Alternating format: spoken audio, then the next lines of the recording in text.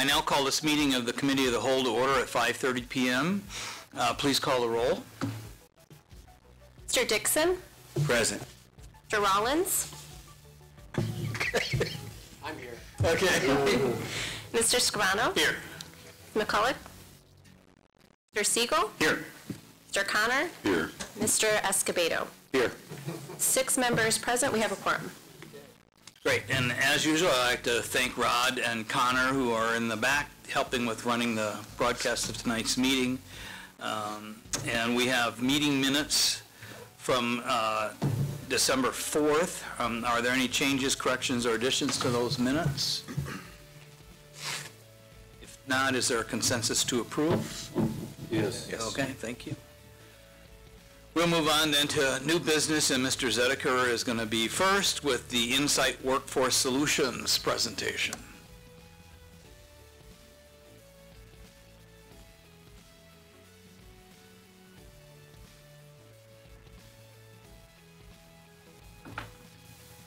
Good evening. I am here to talk about a potential partnership and entering into a contract with Insight Workforce Solutions.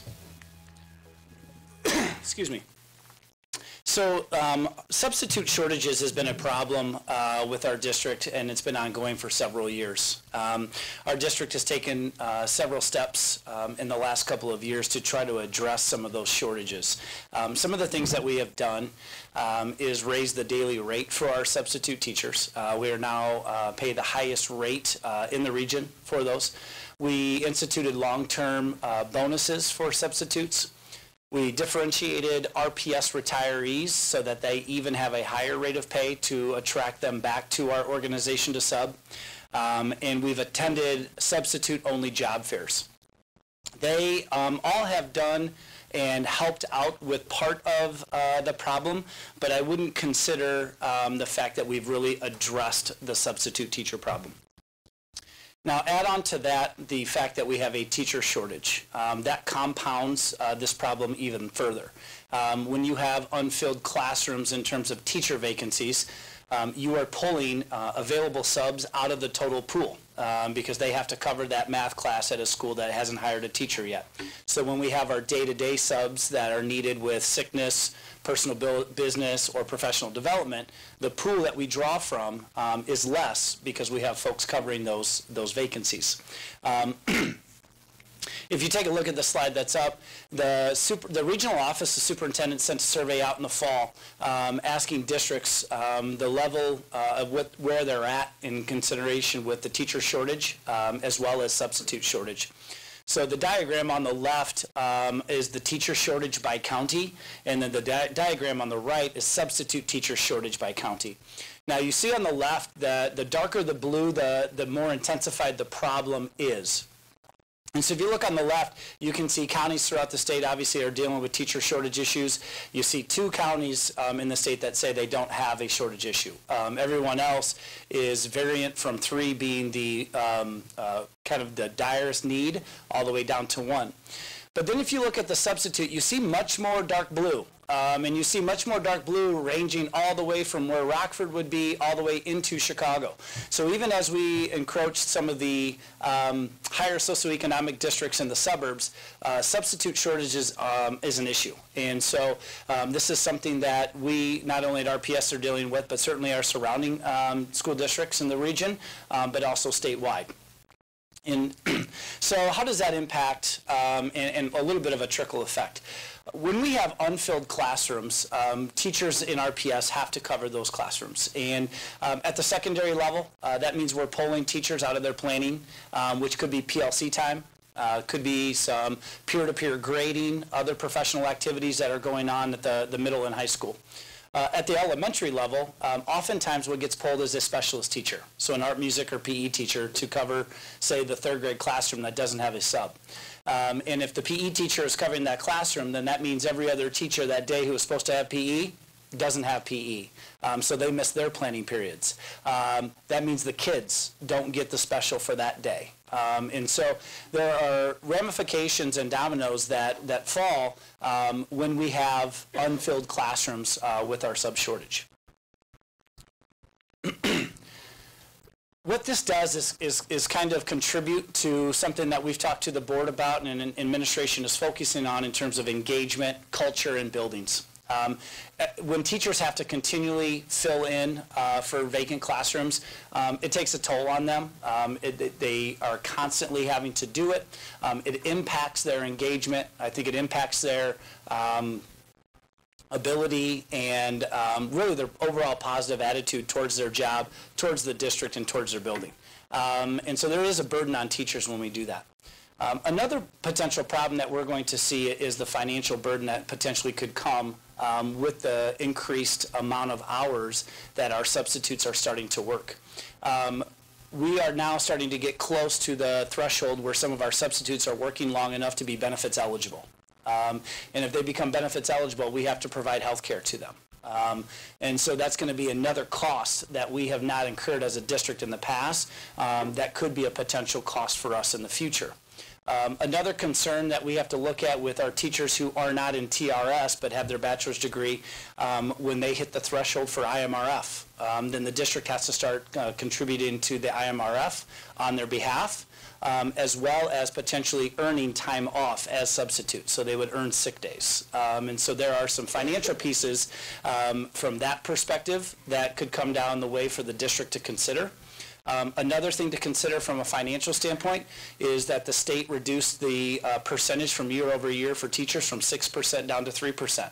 And so if we have a teacher who received a small raise, now picks up a coaching differential and then subs in classrooms where they have to sub and get $22.50, they could potentially hit that limit of that 3%. And then the district would be on the hook for any penalty if they retire within those 10 years. So there are some financial pieces to this problem as well. Currently, HR and payroll finance handle all facets of our substitute teachers and paraprofessionals. HR, we control the recruitment, onboarding, hiring, the day-to-day management within our ASOP system and filling vacancies, working with schools to make sure vacancies are posted, and if there's any communication that needs to happen between school and sub, HR helps to handle that. HR also is involved with, if there's an unfortunate circumstance where any discipline may need to be made with a substitute teacher, HR is in charge and handles that as well. Payroll works tirelessly, I know, especially on payroll weeks when there's any discrepancies with the time clocks. If there were proper punch-ins, punch-outs, any discrepancies, our payroll techs are spending hours working with clerical at the building to ensure that these substitutes have accurate time cards and that they're paid timely and accurately. They also have to work with subs in terms of any kind of reporting about TRS and retirement. And so there's some more time spent with our payroll team for the specific employees in our organization. So our solution, as we look at this continual problem that we've had, that we've looked at and tried to attack in different ways, is to hire a third party to manage our substitute teachers and paraprofessionals. While these two groups would be working with our partner, HR would continue to cover the substitute administrators and clerical for the district. The partner that we have selected and to bring to the board is Insight. It is really, and they describe themselves as an educational service partner. They would be an extension of the HR office. They would handle all facets of substitute teaching and paraprofessionals. So that goes from recruitment and hiring, onboarding, professional development. If there are any issues in terms of discipline, they would take over all payroll, any benefits. So all aspects of teachers and paraprofessionals would be handed over to Insight.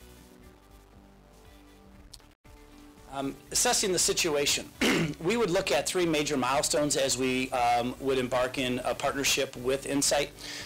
The first one, if the board were to approve this, we would be shooting for an April 1 rollout.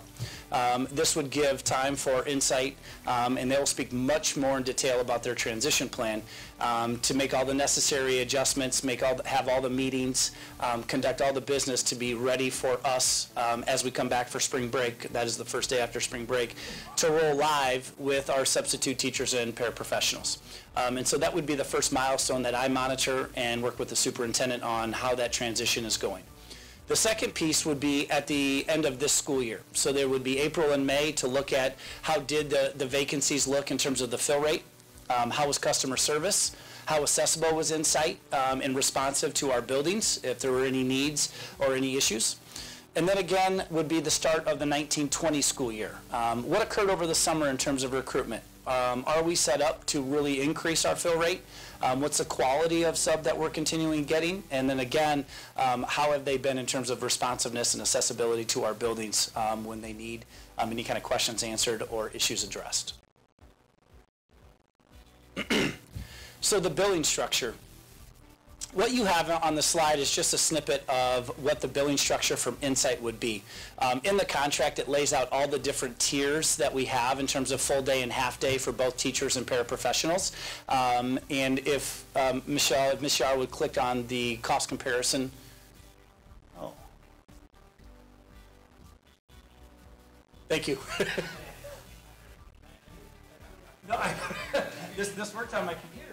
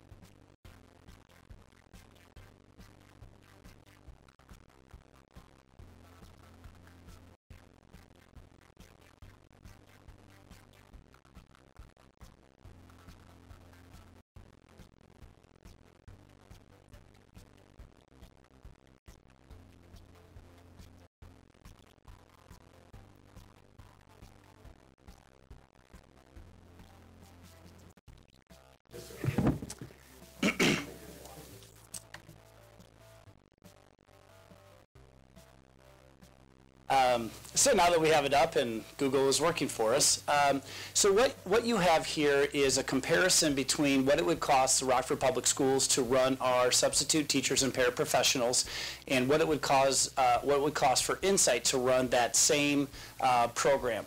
This is based off of an increased fill rate for teachers at 85% fill rate and a paraprofessional at 50% fill rate. And Michelle, if you'll just scroll over, you can see the difference in cost between what it would cost RPS and Insight is really cost neutral at $104 difference between the two programs. How is that? Yes, Insight charges a 30% fee, but what the district no longer has to cover are any retirement benefits, any payroll taxes, all of those ancillary costs that come with our substitutes really get diverted over to Insight. And so Insight will pay them the same per diem rate that we are paying our subs currently, and then add that 30% to us in terms of the contract and billing. But with the pieces that we no longer longer will have to cover from a payroll perspective, it really is a cost-even proposal. And Michelle, if you'll scroll up, I can discuss a little bit in terms of how we broke that out from the RPS side. Yeah, keep going all the way to the, kind of to the top. So you can see the total there. We based this off of a full year report on absences that we had in the district and how many were covered. We took into consideration the unfilled teacher payout in terms of the $22.50. We looked at all of the different pieces that go along with payout for employees to get to that $3,869,240 mark. Again, this is at an assumed rate of 85% fill for teachers and 50% fill for paraprofessionals.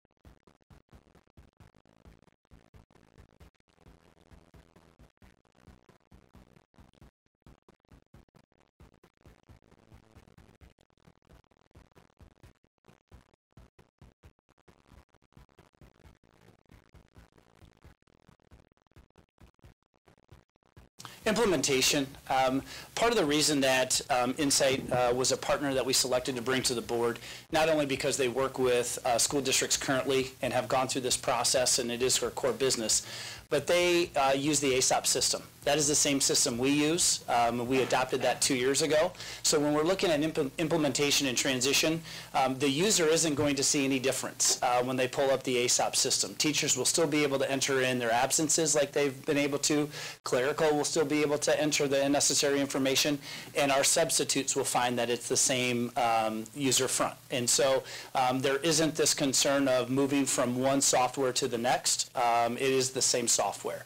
And Insight is very familiar with that. In fact, as working with them, there was even some reports I hadn't even gotten into yet that they were able to show us. So they're very familiar with the system and the transition that will make that smooth. They will also outline procedures for what needs to happen with our clerical, with our principals, with our subs. It's all outlined in the transition plan.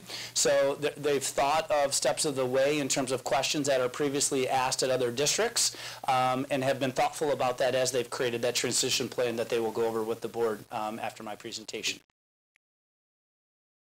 So return on investment. I referenced the fact that we've had a substitute shortage issue for quite some time and how that has a trickle-down effect on morale, culture for teachers in our building. I really believe that as we look at increased filled vacancies and have that fill rate continually go up and up, we're going to see a return of higher staff morale. Teachers and principals that may not be as concerned with professional development because they know their classrooms will be covered, and really teachers that are more engaged and ready to do their job. And as we get a more engaged staff, I really feel that we're going to see that in the classroom in our teaching and learning. So reporting back, we'll be using the same timelines that I referenced earlier in assessing the situation. So I'll be working with Dr. Jarrett and the cabinet to make sure that I'm updating them through those major milestones. Again, updating them on the progress to that that April 1 kickoff. Really reflecting and diving into how April and May went for the 18-19 school year, and then were we ready and are we ready to go for the 19-20 school year with the number of substitutes, the quality, and the overall performance of Insight. At this time, I know the board members have questions. I think it would probably be best if I turn this over to Insight, to Andrew and to Joe. I believe their presentation will answer a lot of your questions, and then when they're complete, the three of us then can take questions from the board. Pull you guys up. Thank you for being here. Thank you for having us. We appreciate it. Dr. Jarrett and Mr. Zediker, we appreciate you having us back into the board. Happy New Year. We're excited to be here. As you may know, that there's been some new statutes and laws allowing a third-party vendor like Insight to provide these services to school districts in Illinois. So we're here to talk about why we're here, what we've done in the past, how we've helped school districts, how we can help your district, and talk about, kind of working together and getting to that point. A little bit about Insight. We were founded in 2013. We have over 7,000 employees that are on a temporary basis, whether that's a substitute teacher, a substitute paraprofessional, some full-time paraprofessionals as well. We have 38 corporate staff that we are headquartered out of New Jersey. Today, we were looking at space to headquarter our Illinois location, and that would be in Rockford. So we're excited about that opportunity today. We work with over 50 school districts. I think the number's at 58 public school districts that we work with. The largest being Patterson Public Schools. We do about 700 placements on a really high volume day there per day, down to school districts that are, we do two or three per week. So we do about 450,000 placements per year. So we are capable of managing the program here. We've done that in past experiences. Like I said, Insight was founded in 2013. Andrew and I, our experience is longer than the existence of Insight. We worked at another organization, and we left there to start this and provide the substitute services that we're going to talk about tonight. So your expectations. One is we're going to hire all of your current staff. So all of the substitutes that have been working here in years past, they will continue to work here. We'll make sure that they get first right of refusal on positions. We will add qualified people to that pool, but your individuals that have been working here for years will continue to work in district. You retain total control of this program as a school district. Who's hired, who's disciplined, who doesn't come into the program. We're also going to provide professional development to any new substitute that comes into our program. And we can talk about that later on in the slides, but the goal is to give individuals that haven't been in front of 18 students before, 22 students, the professional development and the training to drive curriculum when a teacher is out. Our main goal is to service the students. It's not just to be a babysitter, but to provide a service where our team, our members, our staff are driving the curriculum. We're going to have on-site account management. We will have 3 people located in Rockford. We're going to be right across the street in one of the locations on 7th Street and in constant communication. Matt talked to it about this earlier, but we are an extension of your HR office, of your payroll department, and really of your recruiting arm. Our goal is to bring qualified, to continue to maintain the current staff that are here, but also bring qualified people into the program. And eventually, we want our staff to get hired into vacant positions, full-time positions. There's no penalty. There's no fee. That's the best recruiting tool that we have, is to partner with you and to be that recruiting arm or add that recruiting arm that we can provide. We also have a live call support team. They're in the office at 6 a.m. to 9 p.m. And our goal is to provide support to the principals and the secretaries for the fire drills that are in the morning when a substitute or when a substitute is needed and maybe it's a late call in or call out. Our team will be monitoring absences and reaching out to substitutes to make sure that we can fill that position on an as-needed basis, especially in the early morning hours when a teacher may call out and it's somewhat of an emergency. We've also developed a text message platform. So we've partnered with ASOP. We are a certified partner of ASOP. It manages a lot of the absences, but you also need to be proactive. So our team, we have a dedicated call team that will be making phone calls the night before for absences. So for instance, on a Friday, our team will be making phone calls Thursday evening up until 9 o'clock. And then also in the morning, the emergencies, to make sure we can try to fill those jobs. What we have found over the last 5 years is that people respond to text messages more than they do to phone calls. So the ASOP system is really based off of phone calls and job postings.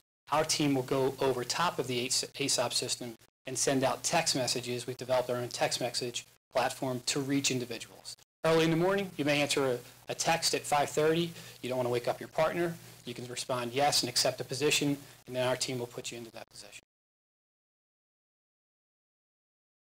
So we are a recruiting company. We do this 365 a year. Our goal is to bring new individuals into the program that the district is okay with, that you have total control over those individuals. The first metric we want to look at is your fill rate. We've already determined that there's room for improvement there. The second metric we want to look at is how many active substitutes do you have working on a monthly basis. So we believe we need 3.5 substitutes for every 1 absence. So easy math, if you average 10 absences per day, we believe we need 35 working subs. You guys are more in the 150 to 200 range, so we've determined that number to be between 500 and 600 active working subs. You have closer to 200 to 300 right now, depending on the month. So we're going to have an outreach effort to bring in new individuals to get us to that 90-95% fill rate. The first thing we're going to do, and this is old school blocking and tackling, is have the relationships with the colleges of education that are local and within the state. Go to the job fairs, but also develop a relationship with their college of education so that they know who Insight is and what our goal is. Our goal is to get recent grads into our program as a daily substitute teacher, hopefully more of a permanent substitute teacher or a long-term substitute teacher into a full-time teaching position. We want the grads to look at us as a vehicle to get a full-time job, upward mobility. We're also going to brand our program, so through social media, Facebook, Instagram, as well as getting in front of your principals and working with them, because they're going to help the brand as well. They are either offense or defense. So if we can speak with them through this process, get their buy-in through this process, they will support us through this process. And when there is an open house that we'll have here on site, they'll know the information to point individuals that are interested in substituting to our open house. We're going to be on-site recruiting. We're going to have open houses and job fairs specifically for your district, specifically for open positions, and sometimes we'll be partnering with the district to fill vacant full-time positions because we can also use those individuals that are not chosen as the full-time alternative to come into our substitute program. We believe in being present within your community and on-site, so that means we're going to come to a back-to-school night. We're going to come to a football game. And the individuals that are going to these events, a back-to-school night, you care about your school. A football game, you care about your community. We can't put a job posting up for people, check the box, do you care about the students of Rockford? But if you go to these events, you typically care about the students of Rockford. You care about your community. So if we can come to the back-to-school night and put a tablecloth, and hand something out to bring individuals over to our program because they probably don't know who Insight is, and then educate them on how to become a substitute, those individuals are great applicants and great employees for us. We won't get as many people as we will through the social media branding and online job postings, but those individuals that come to the back-to-school night or that come to a football game or a community activity, they work more consistently for us. And that's what we want, is consistency within our program. Retire and rehire, and I should have started with this. Your retirees are capped. I think it went from 100 to 120. Well, they can come back and work for our program the entire full school year. And it doesn't affect their pension because we are a private organization providing substitute services within your school district. So they can come back and essentially double dip, working for our organization in a longer term capacity. That also goes to say with your current subs, the limitation because of the Affordable Care Act may be 3 or 4 days per week because if a substitute works 5 days a week and they average 30 hours per week, you may be on the hook for health benefits. So there are a lot of schools within Illinois and across the nation are limiting substitutes to 4 days per week. We can work them 5 days per week. So essentially by taking your current substitute pool and allowing them to work 5 out of 5 days, we've increased that pool by 20%, 4 out of 5 days versus 5 out of 5 days. So our goal is to make sure that we have the proper coverage. And we also want to, we think we spend a lot of time and money and energy recruiting. And we think that offering back to our substitutes a referral program for admitting somebody into our program and applying into our program and working with us, if we can pay them for that, we believe that's one of the great things that we can do as an organization is put that money back in their pockets. So there's a hiring process. We're going to screen all the candidates. We're going to manage the onboarding process, the credentialing and background process, the fingerprints, everything through to professional development for a new employee. What we haven't talked about is retention. So we're also going to measure the in versus out. Take the month of October and how many people worked in that month of October. And then out of those individuals in October, who worked in November? Because if we're telling you that we're hiring 15, 20, 100 people per month, how many people are we losing? What is that net effect on a monthly basis? And then why are they leaving the program? Was it an Insight issue? Was it a district issue? Was it a principal or a teacher or a secretary?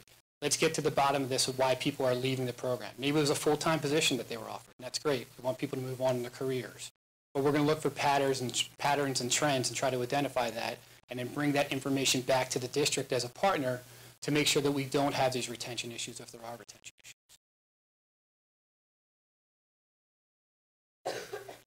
Thanks, Joe.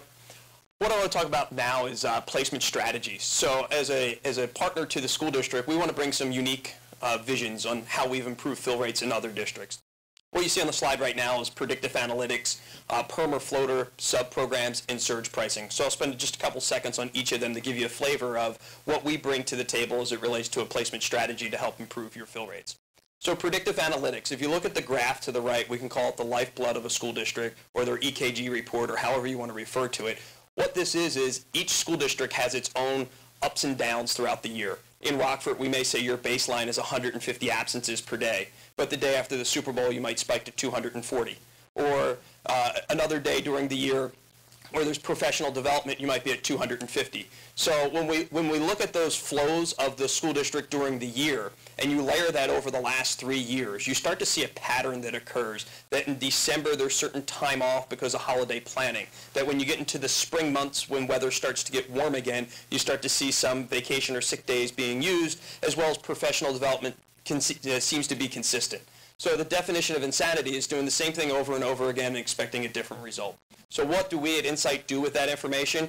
If we identify that there are certain days that there are these spike days on a regular basis, what we want to do is we want to place positions in advance into the system using the supplemental position in the ASOP system, so substitutes can tie into that. What we know that substitutes value is knowing about the position in advance. And there's typically a disconnect between when the position becomes available and when the substitute is quote-unquote shopping for their job. So the night before the absence, they may be in the ASOP system looking for a job at 6 o'clock at night until about 8 o'clock at night, and nothing may be available to them.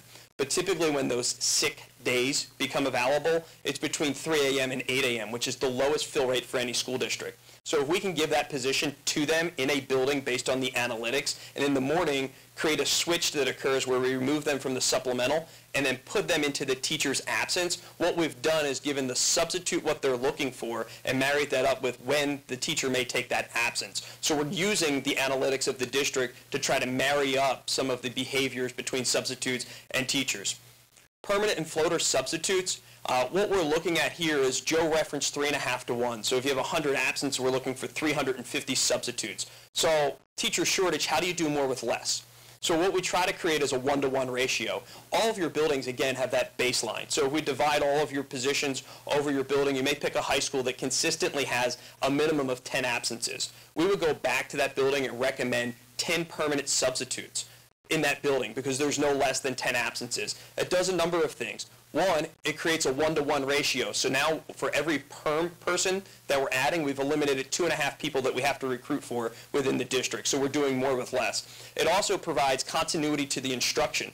Teachers become more comfortable with those substitutes that are in the building because they're there often. The students become more comfortable because they get a flavor for them. Instead of seeing a new substitute and doing the tug of war of what can I get away with in the morning, they become familiar with those folks. As well as the substitute becomes more familiar when there might be a teacher shortage on a day that there's a high spike of what the reaction plan of the principal is to cover classrooms with a shortage of folks. So the permanent floater program has really helped us in areas where they've been restricted by looking for new teachers to come in, so that more for less.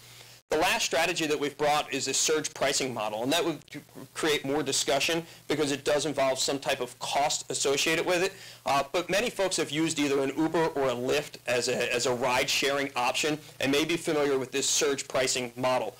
What we look at in education right now is historically education has been a flat rate compensation for substitutes. Or you're looking at law of supply and demand, basic economics is when there's a higher need, you pay more money. So when we look at the graph again and we look at where these consistent surges occur, where you need folks, economics would tell you that on the Mondays and Fridays in December, which typically surge higher, you would pay a substitute more money for them because you value them more. Tuesday through Thursday, where that surge kind of drops, that may be less valuable to you as a district to cover those positions. Again, further discussion, we're not here recommending that right now, but as we come back in the summer and get a better flavor for the district, we may be looking at those unique strategies as it relates to surge pricing. Joe touched on our Substitute Professional Development Academy. Many of the folks that we'll meet with may have little to no classroom experience, so we put them through a full flavor of what do you do in a classroom? What do you do if there's no lesson plan left for you? What do you do if there's a student that's disruptive? How do you handle students that might be acting out? What do you do in the first 5 minutes for taking attendance with them? We're going to put them through that with a retired administrator that is going to teach that class to them, make sure that they're comfortable with it, as well as we're going to go out into the buildings and visually see how they're performing in their job function. We also have continuous education with them through our Global Compliance Network, which is a learn-as-you-go system that they can go on and take additional courses. From our dedicated on-site team, we really break it down into 3 main functions. We have the district manager that's responsible for the delivery and execution of our program back to the district. We have a recruiting component, which is going out and doing all the things that Joe spoke to with relationships with higher institutions or community activities.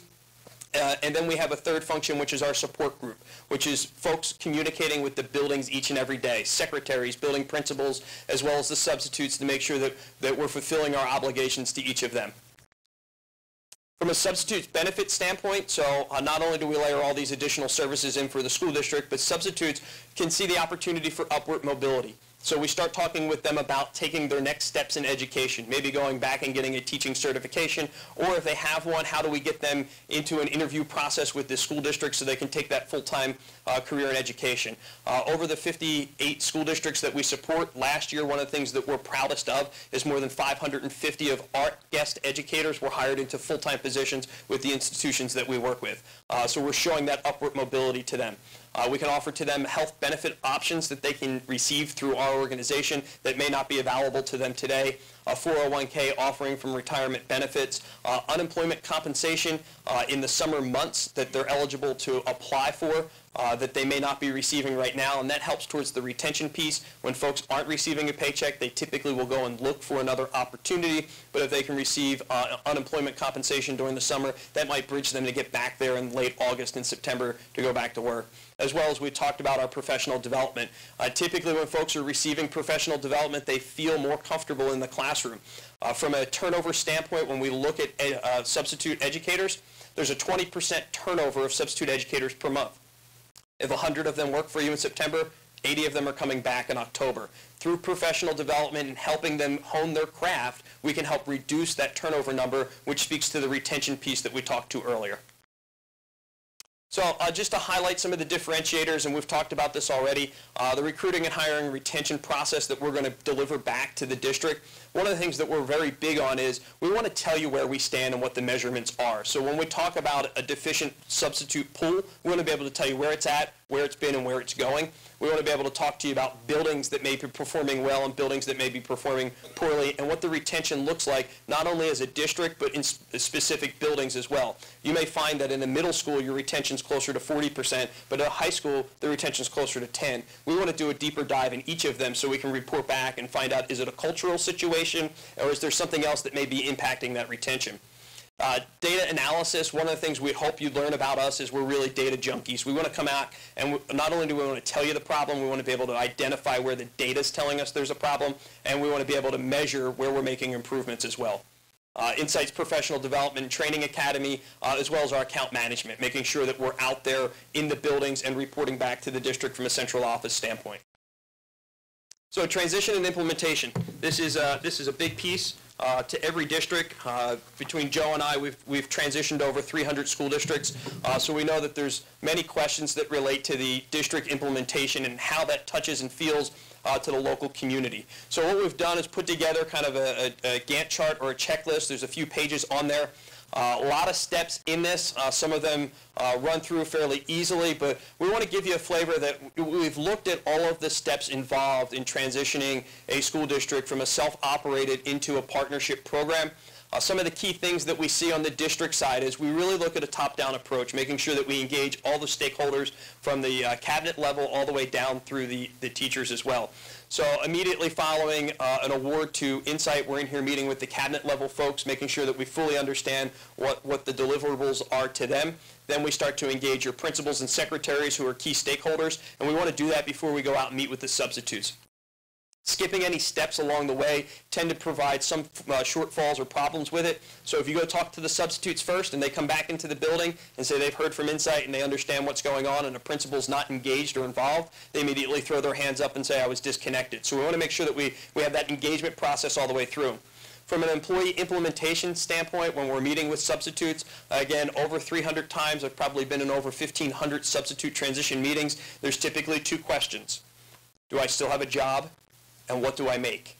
And when the answer is yes and the same, or if there's an opportunity to increase, typically they're very comfortable with that. They sign up. We tell them about the additional benefits that they would receive, and they go through a hiring process with them.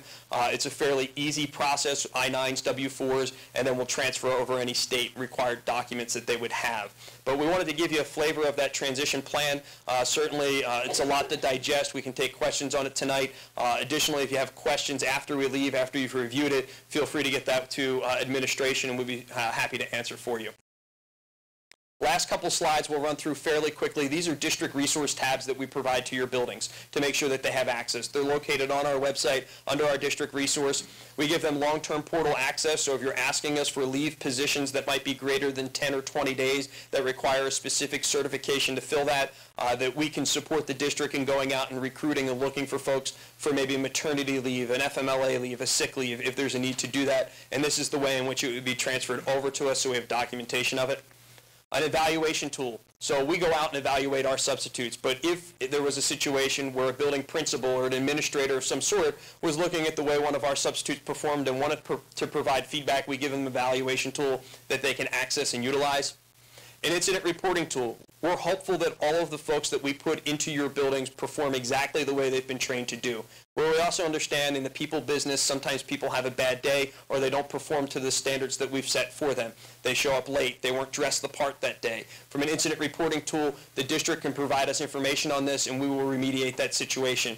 As soon as we receive that incident report, we immediately remove the candidate from any positions that they may be in the future until we can reconcile that situation, whether it's remedial training, removal from a building because they weren't a good fit at a high school, maybe a better fit with the younger students or vice versa, or if it's egregious enough, then we're going to remove them from the organization completely.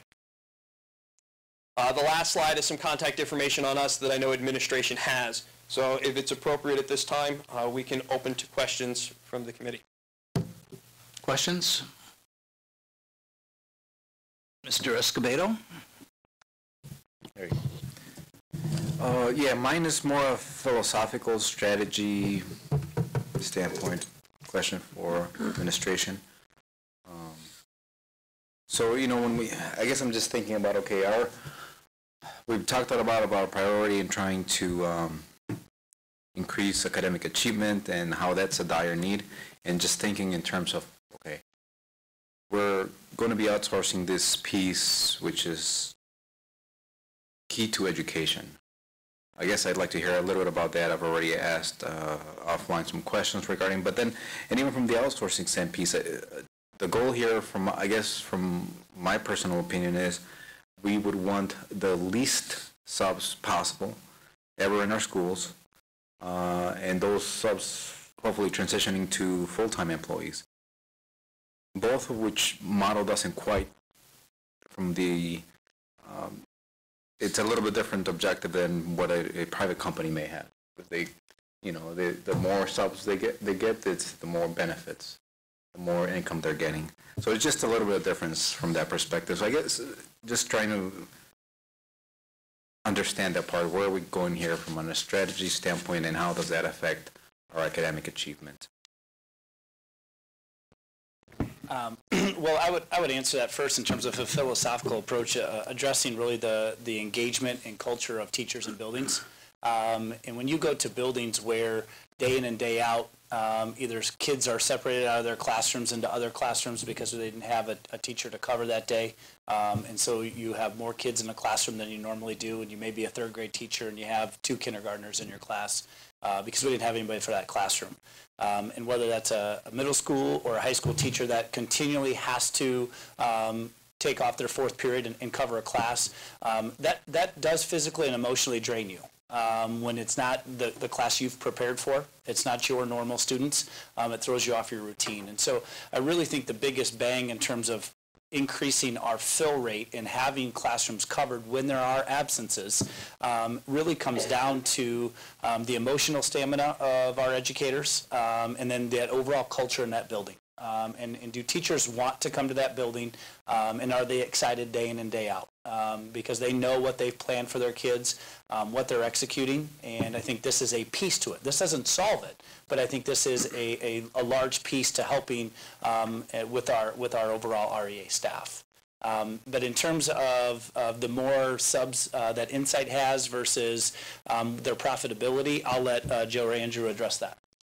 It's a great question on philosophical understanding. So just full disclosure, I was a board member for 3 years at a school district and oversaw the vote for and implementation of this program, which brought me to the industry 6 years ago after I left my board position.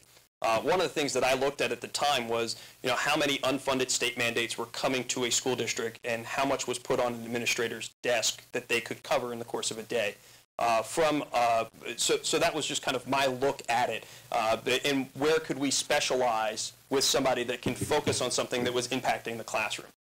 So from a goals alignment standpoint, we spoke about one of our strategies. It is absolutely our goal to make sure that we're putting the least amount of people in a building, because certainly as an organization, it's significantly easier to manage 100 people than it is to manage 500 people.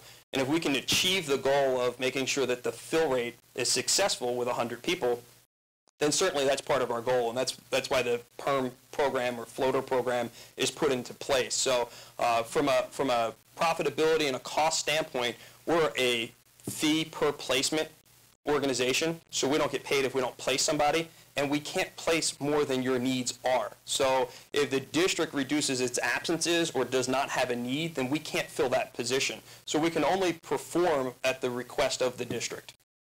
I hope that answers your question. Mr. Connor?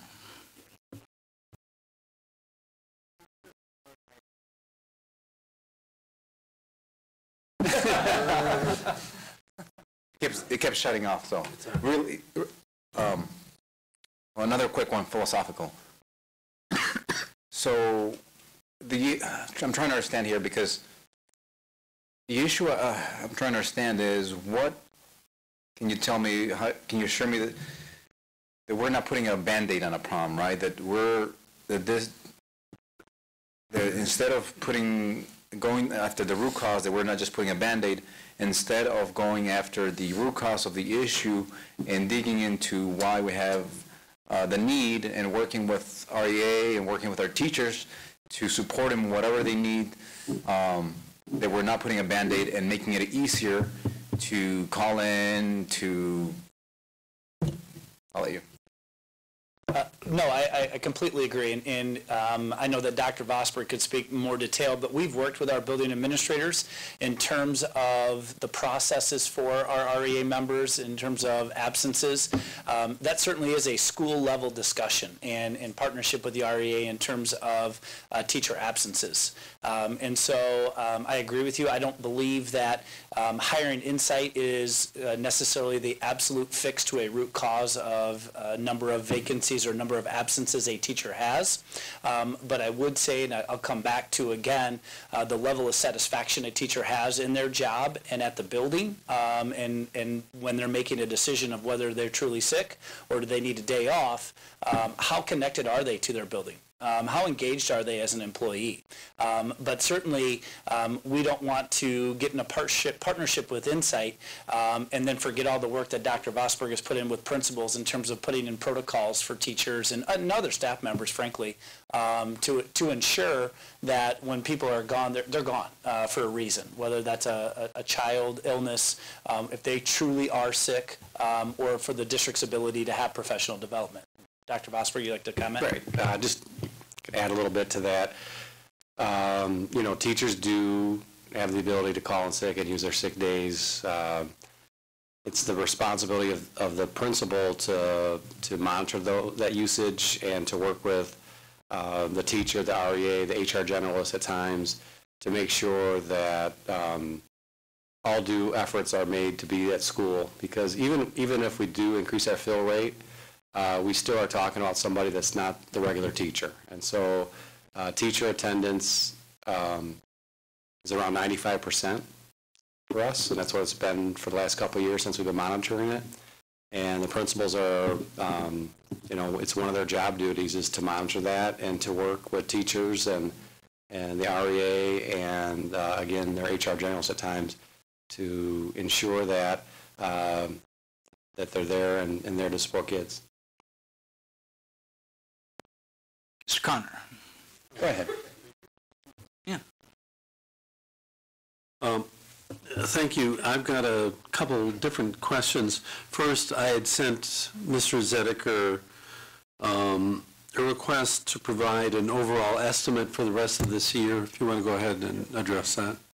Yes, so again, using that 85% fill rate for teachers and 50%, if we were on that, it would roughly be about $890,000 for the rest of the year. This current year, if we were to fill at that rate. But obviously, that would determine on how many fills were actually there. Yeah. So that is a variable, but if we used those numbers based off of what we think the last couple of years have been in our vacancies for April and May, it would be roughly $890,000. Okay. And I'm assuming that for the Google documents that you showed, that you're going to send that to us, given the access issues, I can send this over. Okay. Yep. So I've got a number of questions, and I'll try not to take all night with this. So you mentioned the metrics tracked, and I quickly looked through the materials. I've got a specific question on predictive analytics because that's a term that's I'm a data guy, so it could mean a number of different things.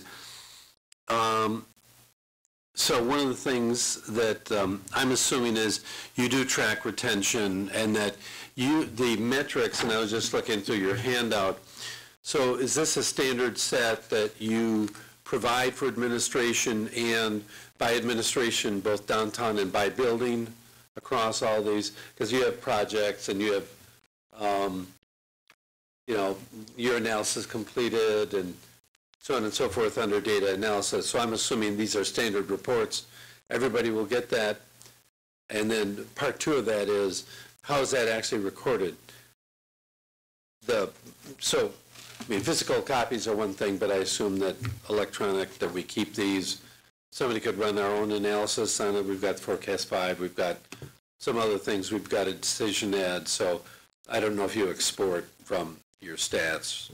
Yeah, so where we comprise all of the data analytics from is from your ASOP system. So there's a report writer section in there that we can pull CSV files out and then pivot table off of it so we can look at it.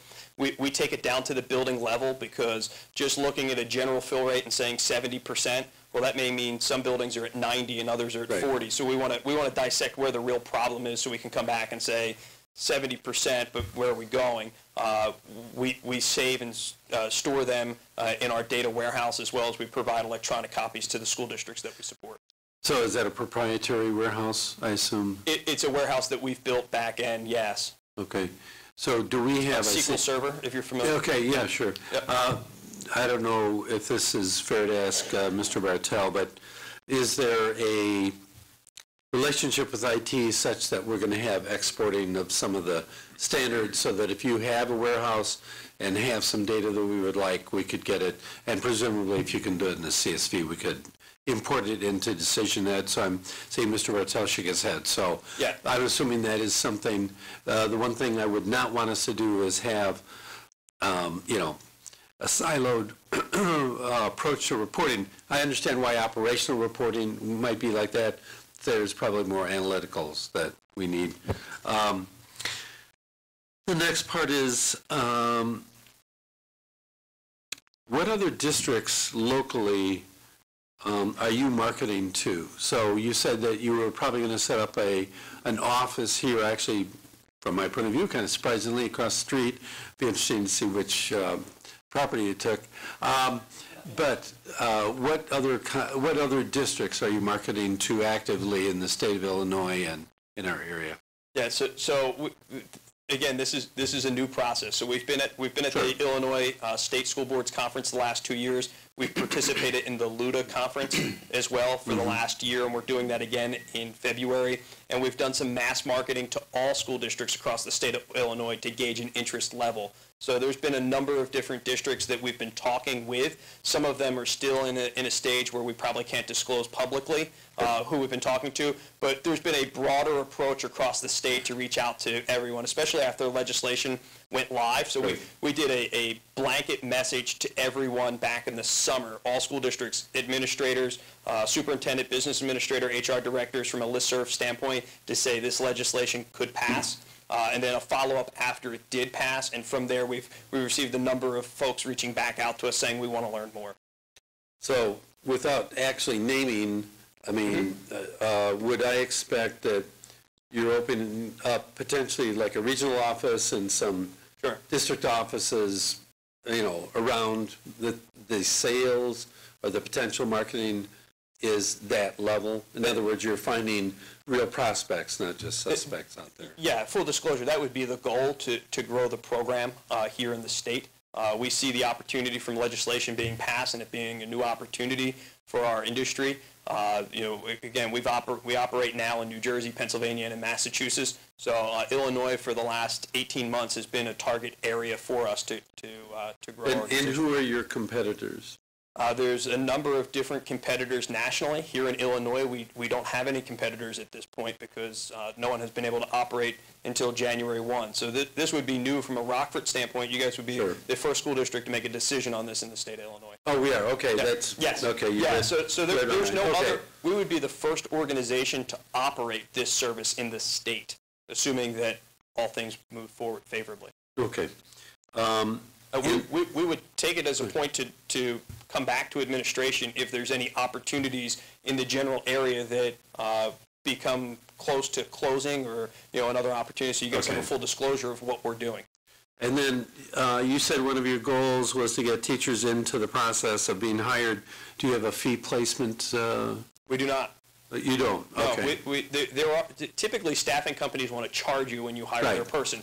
Right. This is a partnership. So the best thank you can give us and the folks that work for us is to hire them, because it becomes a recruiting effort for us to go back to a college and say, by the way, 500 of our folks got hired into full-time jobs. And I assume that part of the stats, the metrics, would be to track our levels of the subs over time, so you could, if you will, lay the groundwork for longitudinal, so you could see exactly that.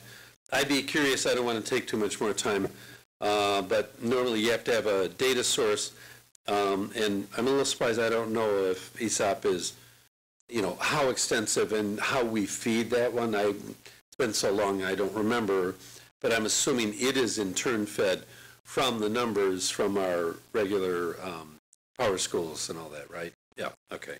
So that feeds on top of it. If I could add one thing as it relates to other districts, because that's typically a concern as it relates to what's going to happen to your substitutes if we start to partner with other districts. Yeah, So if I could give you a couple industry metrics as it relates to substitute staffing. 85% of substitutes that work in a school district come from the towns that feed to that school district.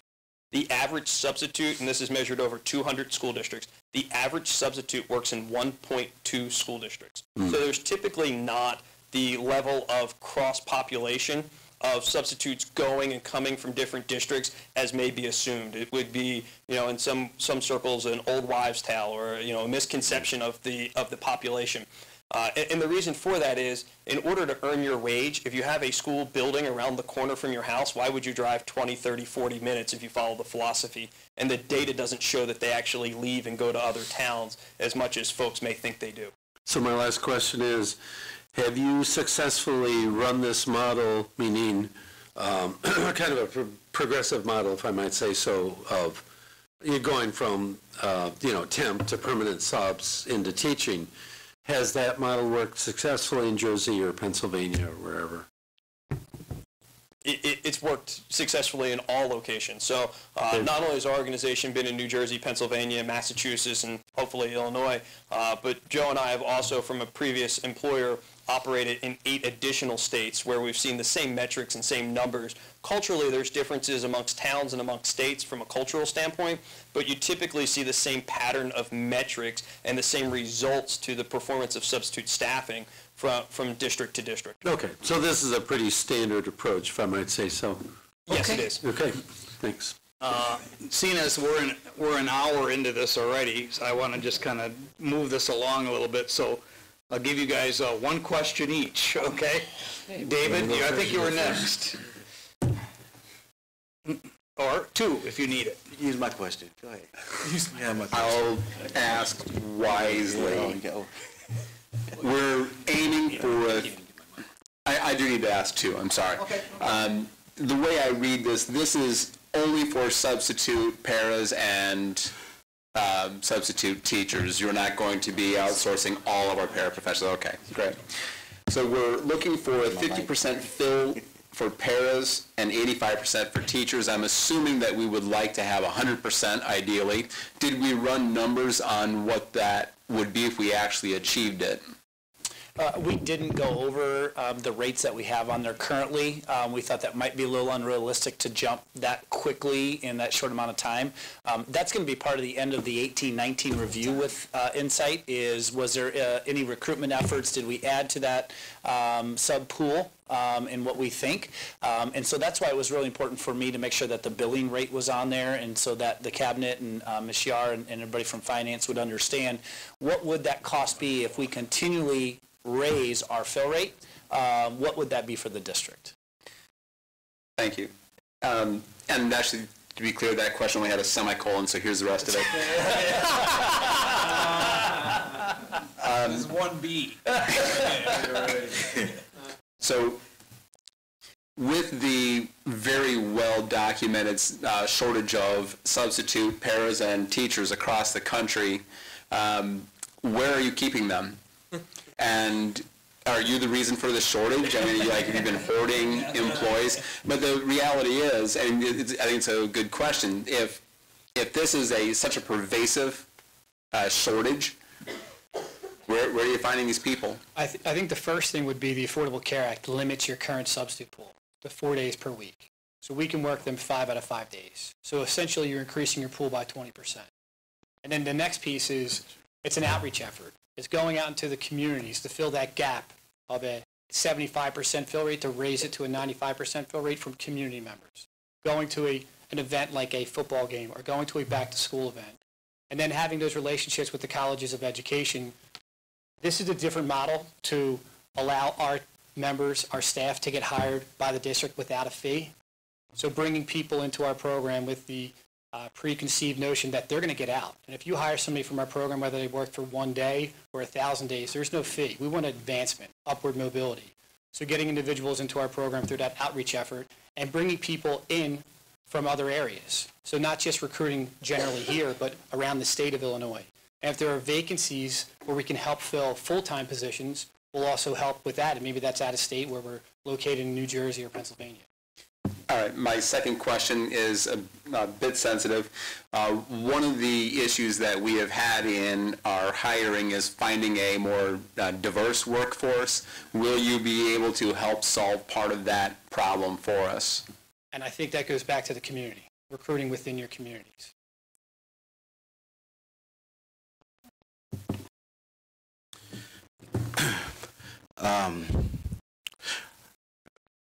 My question is simple. In corporate America, it's nothing new to have a third-party entity come and help with your staff, fill the needs of your staff. I know with the new laws or legislation change, so that has allowed the education entity to be able to use a third party. The question would be to piggyback on kind of what Jaime said. I think the bigger issue is we have a teacher shortage, and we need to fill the full-time position. And so I guess I don't want to put a Band-Aid on something that in ultimately we need to fill the positions. So I think it will help to some degree, but at the same time, the issue is we need to find teachers to fill. Yeah, this is not, let's be clear, this is not a long-term strategy to fill our teacher shortage.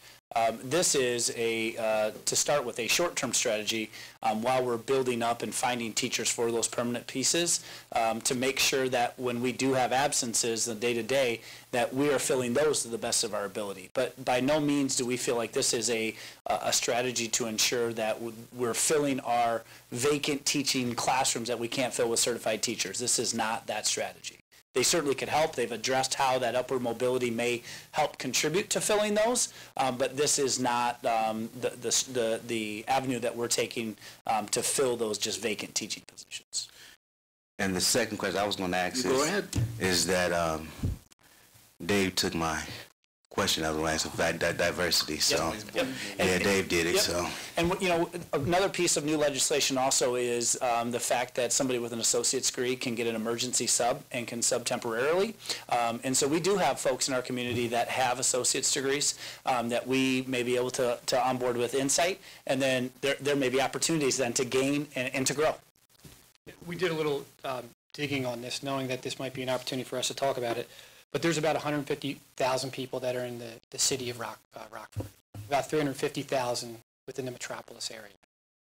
30% have a high school degree, so they could be substitute paraprofessionals with the hopes that they continue their education.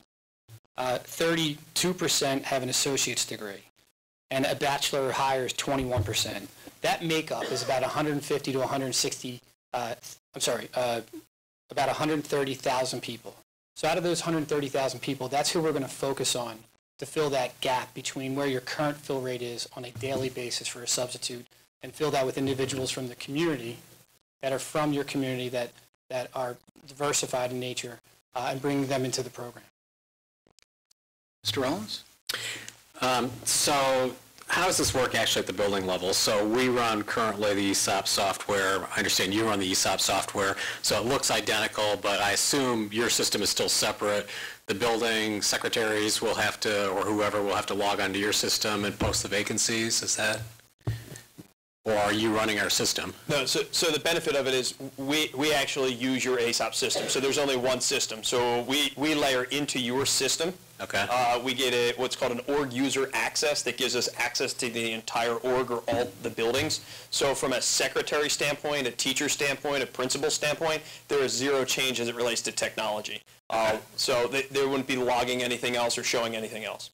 I don't know if that answers the second question I've got, and I don't know how official or unofficial this is, but buildings and teachers get used to certain subs that they like to work with, and they can they figure out some way to make sure that they get those particular subs. Are you still going to be able to do that with your system? So all of the technologies, again, it's your system, and we're coming into it as an org level access. The system stays exactly the same. So if the teacher has their preferred substitutes on their preferred sub list that see those jobs first, it remains intact. If the building has building preferred substitutes, then that would stay in the system as well. If secretaries are accustomed to assigning a substitute for the teacher because they know that a certain substitute can fulfill that job, then they can still continue to do that. What we're hopeful that we do is bring in additional substitutes for those teachers, principals, or secretaries to take a look at so that they can add new folks in as maybe other folks retire out of the position. And then what sort of metrics are we going to be applying to decide whether or not this is successful? And we've talked about a district-wide sub-fill rate. You know, we have discussed internally, we have different sub-rates among buildings. I know we try to balance that out as much as possible. And I don't know if that's something you've dealt with in other districts, but are we going to hold them accountable to try to make sure that we don't have very high sub-fill rates in some buildings and low sub-fill rates in other buildings?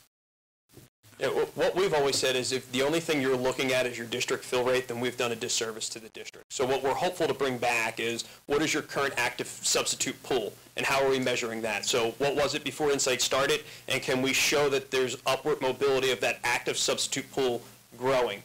What are the turnover rates? So if the turnover rate in this district is 20%, because that tends to be a district by district average, if we're not reducing that and you're not seeing that decline in addition to looking at your fill rate, then we've done a disservice. So we should be looking at what's the active substitute pool, What does your retention rate look like, and how are we impacting that? What is the fill rate for the district? But the fill rate becomes a byproduct of these other numbers. So we're hopeful that we're coming back to administration and saying, hey, we've improved you from 200 active substitutes to 300, and we've taken your turnover rate from 20% down to 15. Those two numbers, growing and reducing, should equal an improved fill rate number. So we're going to give you a bunch of numbers that you should be looking at so you can see the progress that we're achieving. And then this is a question for the administration. When's the, when are you going to report back to us on how this is working? The contract runs through on the initial term through June 30th of 2019. And how hard is this to reverse if we decide that it's not working out? Because it's all of our systems, that we haven't had to adopt anything from Insight, the reversal of this, which I'm hoping we don't have to get into, but should be very clean. It's a matter of having that paperwork with our I-9s and all the things that we do with onboarding our subs already. We would remain having access to ASOP for placement, so nothing would alter with our subs or our teachers. It would be a matter of getting them back onto payroll and doing business like we do now. Okay. And then I would just ask the administration to take a look at the contract. I've been reading it during the presentation. I think I have some concerns with it, but I can share that with Ms. Holdway. Thank you. I would ask the board members if you have additional questions after this evening to get those to Dr. Jarrett and Matt Zediker, and we'll follow up. This will be coming back to for a board vote on January 22nd, which is next Tuesday. Okay, thank you for being here. Sure. Okay, our next item is the Kronos Workforce Timekeeper Upgrade. Mr. Barthel and Mr. Taskey are here from IT.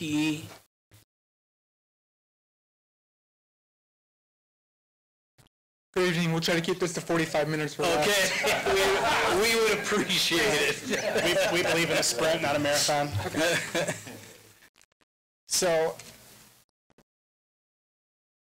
the problem that we're bringing forward is our current timekeeping system is outdated, and portions of that application are no longer supported by the vendor, which poses a security risk and also has caused pretty significant processing delays. Chris, I'm going to ask if you could move a little closer to the microphone, okay? Sorry about that. Thank you.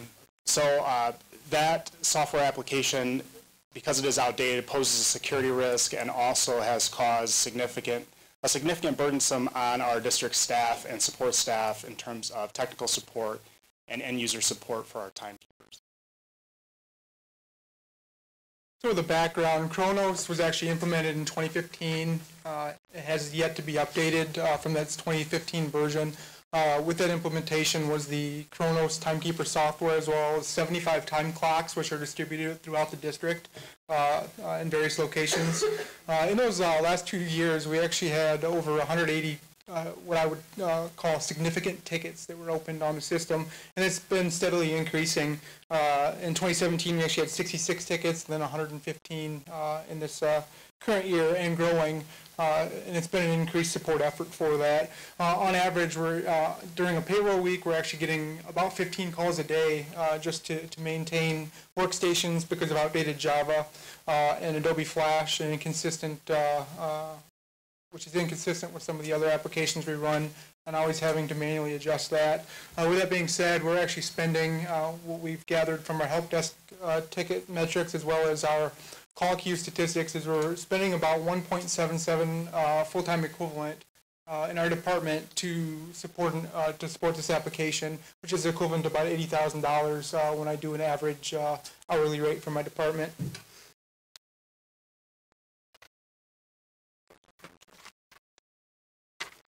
So if we stay with our current version, we're looking at a 5-year total cost of ownership of $909,886, and that cost grows per pay period based on the additional support that we're providing the application. If we continue with our current environment where our servers are in-house and we're supporting them from a technology standpoint, refreshing those servers and also paying the additional cost to upgrade the application, then we're looking at a 5-year total cost of ownership at a little over $700,000. And I did want to mention there was another alternative that's not on this slide, but that is to evaluate other vendors. And while it's not presented up here, we did look at that solution. There are several reasons why we did not think that was a viable option. Again, we have 75 proprietary time clocks that are tied to Kronos, which is a $200,000 investment that we would be having to move from. Additionally, the software choice that we have currently was about a $899,000 investment in 2015. And one of the strategies that as we look at things is not taking the axe approach. If we don't think something's working, that we pull it out and start from scratch, because that there's change management, risk management. There's a lot of other alternative costs that come into play in doing so. So we've evaluated this and looked at it and taken what I would call the scalpel approach, finding the root cause of where we're having the issues and addressing those, and to continue on with a solution that has been, other than anomalies that we've experienced, has worked really well for us from a workflow perspective.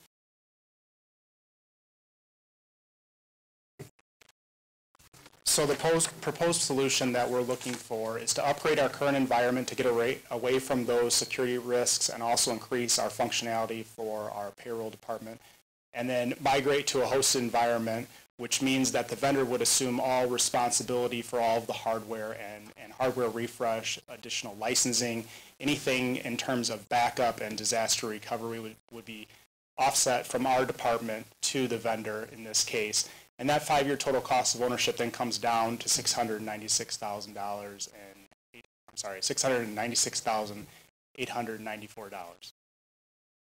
And just one note on that too. And, as we discuss moving solutions to the cloud, especially with systems that contain personal identifiable information, such as a timekeeping system, there's always concern about data privacy. And we had a discussion with the vendor as well as reviewed that, and they are certified by the U.S. Department of Commerce with the using the U.S. Swiss and the United States Privacy Shield framework. So in layman's terms, it's encrypted, and our data is safe in there in the cloud, and they've got that written into the contract that is also hosted in the United States, our server, so it's not overseas or anything like that.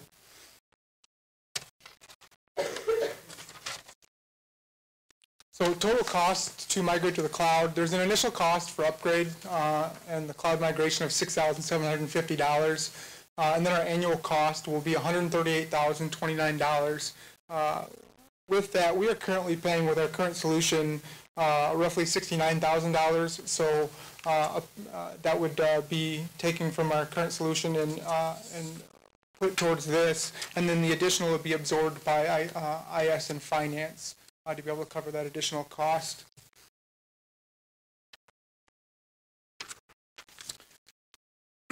So assessing the situation, what we use, as we mentioned earlier, to determine why we needed to do something here was using our ITIS help desk ticket metrics as well as our call queue statistics. Our milestones for this project, our kickoff would be roughly mid-February with a February-March concurrent migration, so we wouldn't take down the old system until we had the new one online. And then we'd be looking at training, testing and training right around the April timeframe with a launch date of May. In that time, as far as training is concerned, because we're not moving to a new solution, the adoption and the training, the challenges would be minimal.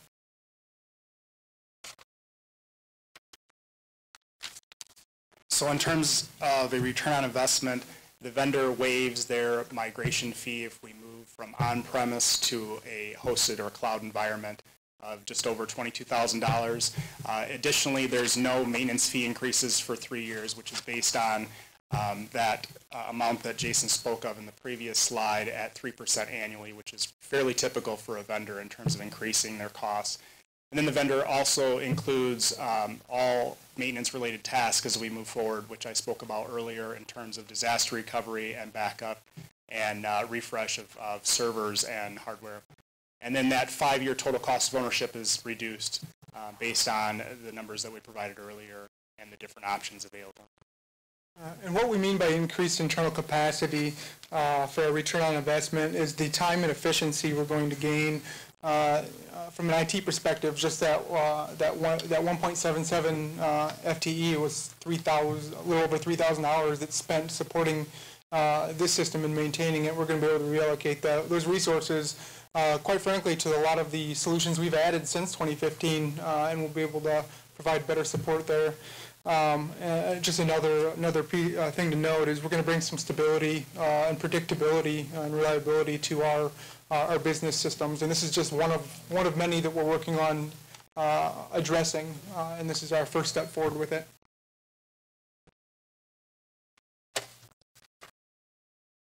Reporting back, as I mentioned, with assessing the situation, we're looking at project completion around May 2019. So that'll be our first step. And what we're going to want to do to evaluate if we are seeing that the time savings in the ITIS department, as well as in finance and the school timekeepers, is the metrics we'll gather again from our help desk tickets and call queue metrics, and some of those are indirectly because of the fact that we may not be gathering information on that specific timekeeper and how much they're spending because the system's down. Because that ticket's open and we're addressing the issue, we're gathering those statistics. So we'll be able to report back once we gather some of that data about 90 days post-launch, and then we're going to reevaluate it annually with looking at the uptime of the systems with our uptime reports, as well as again our tickets and our clock use. Any questions? Get my mic to work. Mr. Siegel. Your total cost of ownership for 5 years, the number you gave was just south of $700,000. Did you factor in the savings you'll have on your 1.77 FTEs that you'll no longer have to commit to this tech support? We did, yeah. We factored that in on both the staying at the current solution as well as the on-premise. And with the staying with the current solution, again, we gave a number based on some of the metrics we took already for the time spent, but because as we continue to age, that number is going to increase. So it was an estimate for staying at our current situation. Mr. Connor? Yeah, a couple of things. So the difference in the annual cost from the 69.4 to the 138, roughly 70,000. I think it would be helpful from the finance side if we actually tracked that differential. Meaning what you said is between finance and IT, we could cover it. So I think that would be good to see, right, as a follow-up, to say year over year. This is something we've talked about over time, and in full disclosure, Mr. Bartel and I have talked, and Mrs. Ure and I have talked about this topic. So I don't think it would be out of line for us to say, let's start tracking these kinds of things, because I think particularly with software, we've done a good job on a number of things, as you pointed out, but I think to actually track it financially would make a ton of sense. Yeah, so from my team's perspective, it really isn't working. You know, we really have downtime. So many people are salaried, are the ones that are spending all this time on it. Yeah. And we have to have software that functions. So this simply does not function any longer because there's that Java update that Mr. Barthel talked about. And then there's some added benefits to it, but really it isn't functioning because of the Java problem that we have, the current version. This upgraded version, when you don't take into consideration the Java problem, it also allows us to catch some of the timekeeping errors on the front end. So for example, when you clock in, if you missed a punch the previous day, it will say, oh, did you forget to clock in? Well, this will save my team a considerable amount of time, so that is also added benefit for the function. So I'm in favor of this, so I'm not questioning it all, the benefit. All I'm saying is, I think the one thing about software that I will say, one of the things we start to do is if somebody says it is increased by almost $70,000 and that will be offset, I would just say, you know, in the big scheme of things, we have a huge budget, but this is the kind of thing that would be nice for us to see on the offset, the 1.7 that you mentioned, you know, as well. So again, that was more of just a minor thing. The other is that, again, full transparency, we've talked about the cloud part. I would suggest, is this covered under the audit part right now? That if we do something in the cloud, that we audit how successful that's being worked? Because you had mentioned about the fact that, that it's protected under those standards, not privacy, but, boy, I'm going brain dead. But it's protected in the cloud is my point. So do we actually audit that part of it? And are you speaking as far as the financial audit that happens annually? No, I'm talking about the audit of the actual, security audit. security. Because you had said, this is protected, there's questions about the cloud, and it follows the standards. So my next question is, do we audit that so that we know that that standard's been... Yeah, encryption, thank you. So, with any solution that we take to the cloud, any solution in general where we require to make sure we have that, whether it's looking at data compliance in general, there's a checklist that we go through to ensure that it's meeting all the compliance standards. In this case, not necessarily FERPA because there's not student information. Right. Any of the pertinent compliance measures. Again, I'm not questioning it. It's more, it's part of our standard audit. We do this up front and say, yes, this is supposed to fit the standards, and then as part of audit, we make sure that it does fit the encryption, that everything looks to be good. So, that's correct, and that'll be a milestone in the project plan as well. Okay, cool. That's it. Just had a comment. It just seems to me, maybe I'm naive, but the system is only that we've only had it 3 years, and already it's outdated and not working. That doesn't seem acceptable to me. That's a comment more than a question, but I mean, is it that normal for a software program to be non-functioning and outdated within 3 years of when we got it? So when this piece of software was purchased, it was on the tail end of when I see. With Java, not the tail end of the software, but some of the components that play into this issue, the issues we're having now with Java and Adobe Flash. In recent years, in the last couple of years, as a matter of fact, they've had a lot of security issues in general and vulnerabilities. So a lot of web developers have moved away from those platforms in favor of what's called HTML5. So we're kind of at the tail end when they were developing the software with those components, which are exterior components, and really we're taking it to what the current technology is. Okay. I think the only thing I would add is that on the corporate side, the answer is unfortunately yes. Right. This kind of thing can happen because your standards, as you said, your stack underneath. And if I might say so, on the corporate side, there's a lot of work around this very kind of thing. Okay. So I'm not surprised. Okay. Mr. Ramos. I was just going to say I had exactly the same thought as Mr. Scrivano. Okay. And, I can remember talking about this. We were all, most of us were here. Right. It was a big number. I'm just assuming and hoping that somebody went back and looked at whatever contract we signed in 2015 and that we weren't somehow covered but for this in that contract. I did a little searching, but I can't find it on my pad. What were we told back in 2015? I'd kind of like to know that.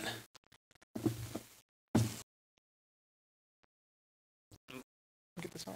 So just briefly on that, with that initial contract, we were paying the annual support for the hardware as well as maintenance and support of the software. However, any upgrades were an additional cost. So if we were to stay with the solution and keep it on premise, if you will, here, there'd be about a $32,000 upgrade charge in addition to what we're paying annually. So that's how that original contract was written. Okay. All right, this will come to the board for approval at our next board meeting on the 22nd. Okay, we'll move on to our next item. Mrs. Neary is here to talk about middle school English language arts resource adoption and world languages resource adoption.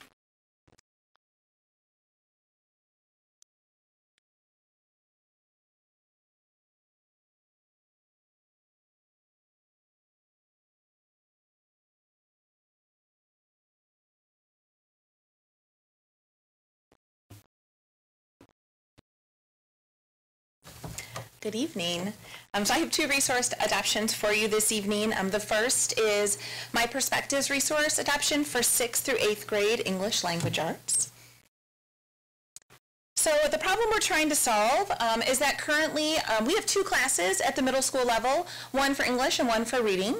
As part of our 5-year plan, a new curriculum has been developed for middle school English language arts that combines reading and writing into a blocked course. And so a new resource was really needed to meet this instructional shift and the scheduling shift that will come with it.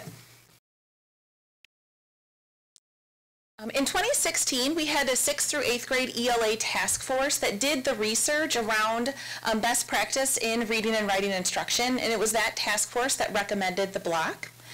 Then the 6th through 8th grade curriculum leadership team was formed, and they've been working since 2016 to the present.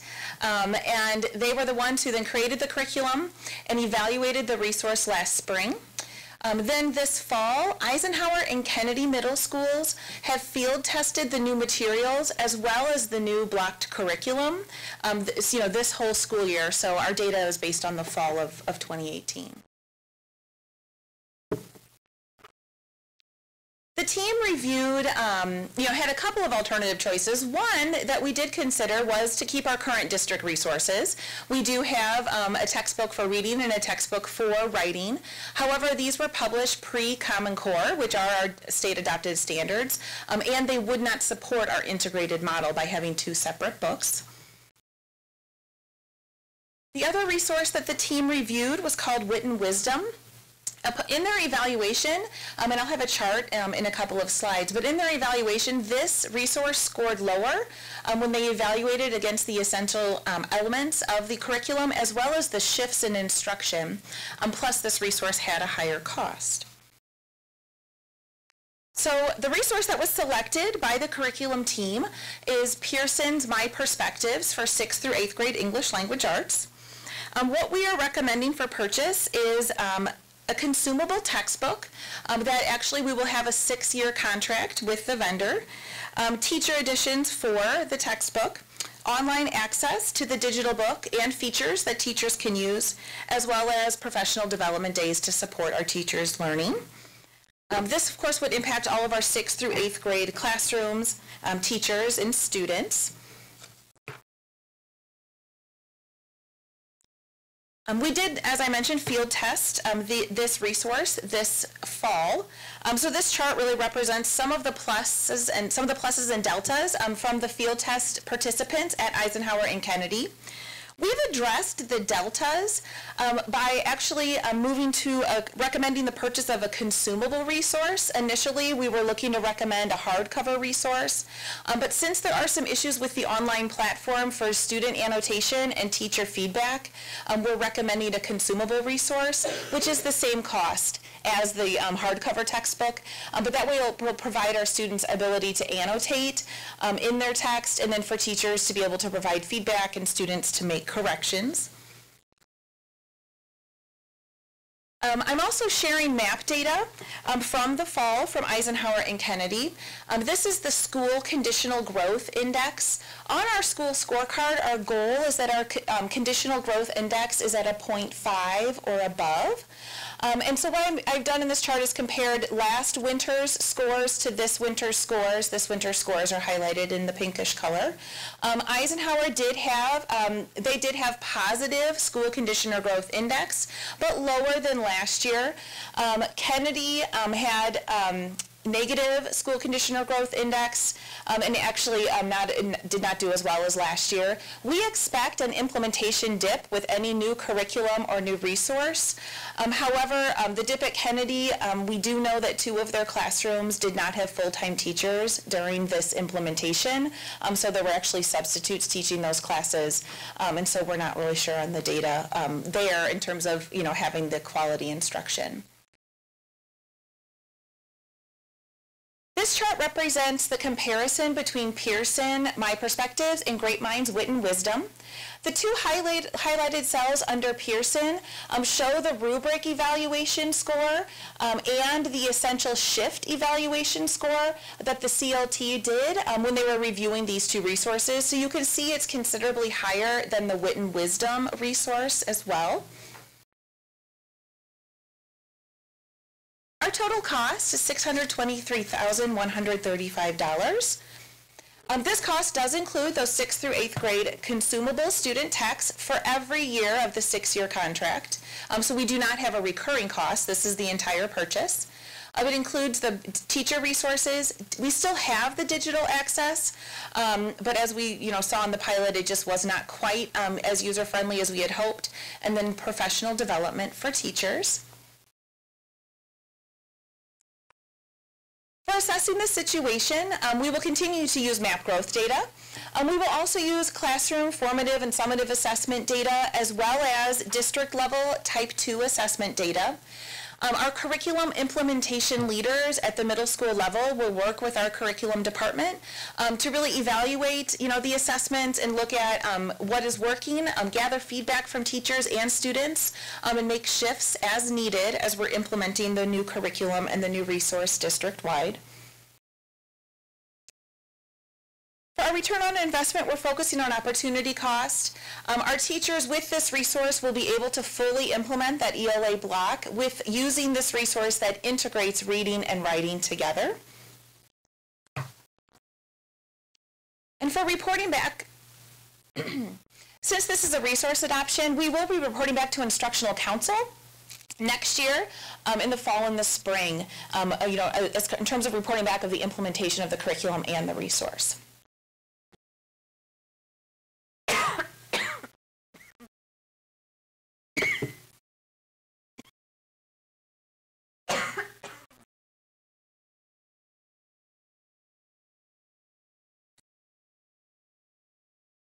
Sorry.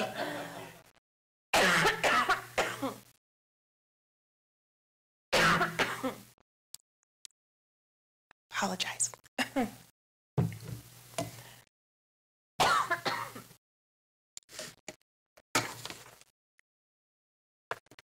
So what questions do you have on this resource? I'm sorry. This is what happens when you have a cold. Mr. Rollins. An easy question first. I'm trying to interpret the cost here, and is it full access to the consumables, all the consumables that we need, and digital access for 6 years for $623,135? Yes. Okay. Yes. I guess, I've just got to ask, I don't know if this is really a question, a comment. So we piloted the program in 2 schools, both went backwards, so we're rolling it out district-wide.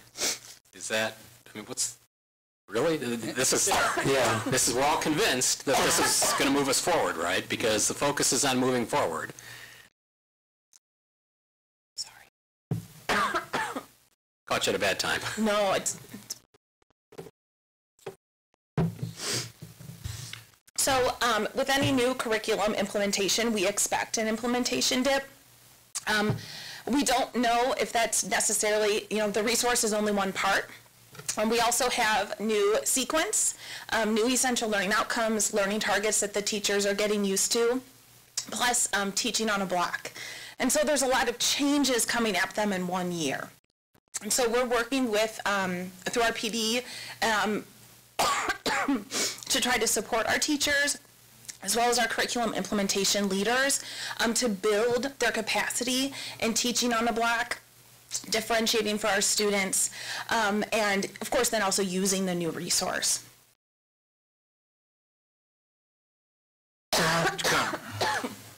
So I had that exact same question, so I'm glad somebody asked it because and I certainly understand that, but I think, so a couple of questions on that I wrote is Pearson kind of our standard, more or less? I mean, I know I've read online where there have been some questions about Pearson as a vendor, so that's why I wondered when we picked that one, because I know you had the alternate choices, but I wondered, I'm not questioning it because I don't pretend to be the expert, but I was curious on that.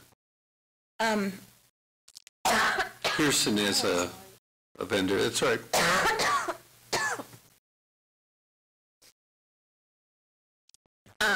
Pearson is one of the largest vendors, that we deal with. I know that. Yeah. We did preliminary before even bringing items to the curriculum team. The dean reviewed resources from some of the other large publishers as well. Okay. But they did not even come close to aligning, and so we didn't even bring those to our team to review. So they really only reviewed these two resources that had potential that would align to our curriculum. Yeah, okay.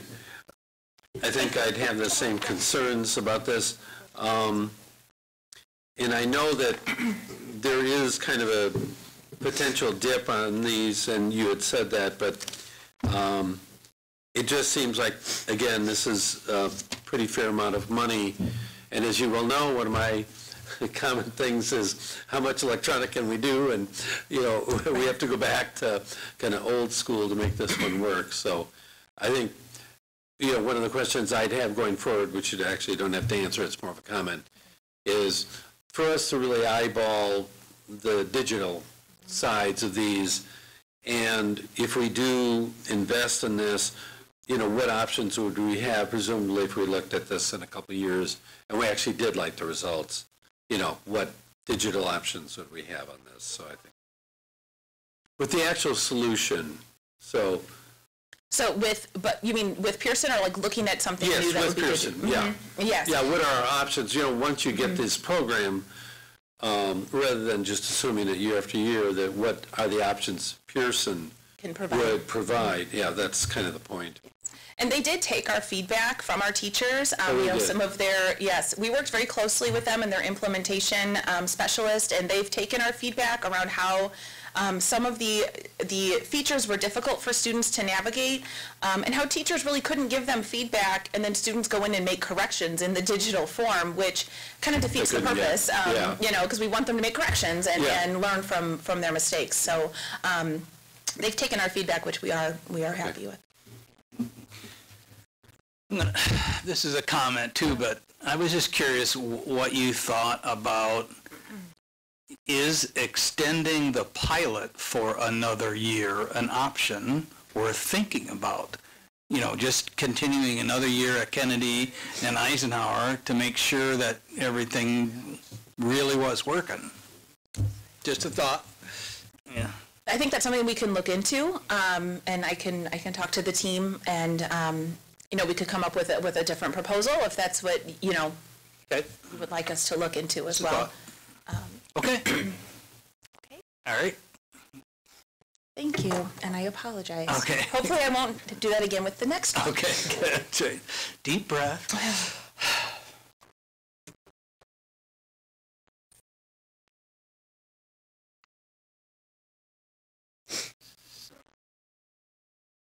Now we're doing world languages. Yes, and so this is a presentation for our world languages for 6th through 12th grade, for world languages readers.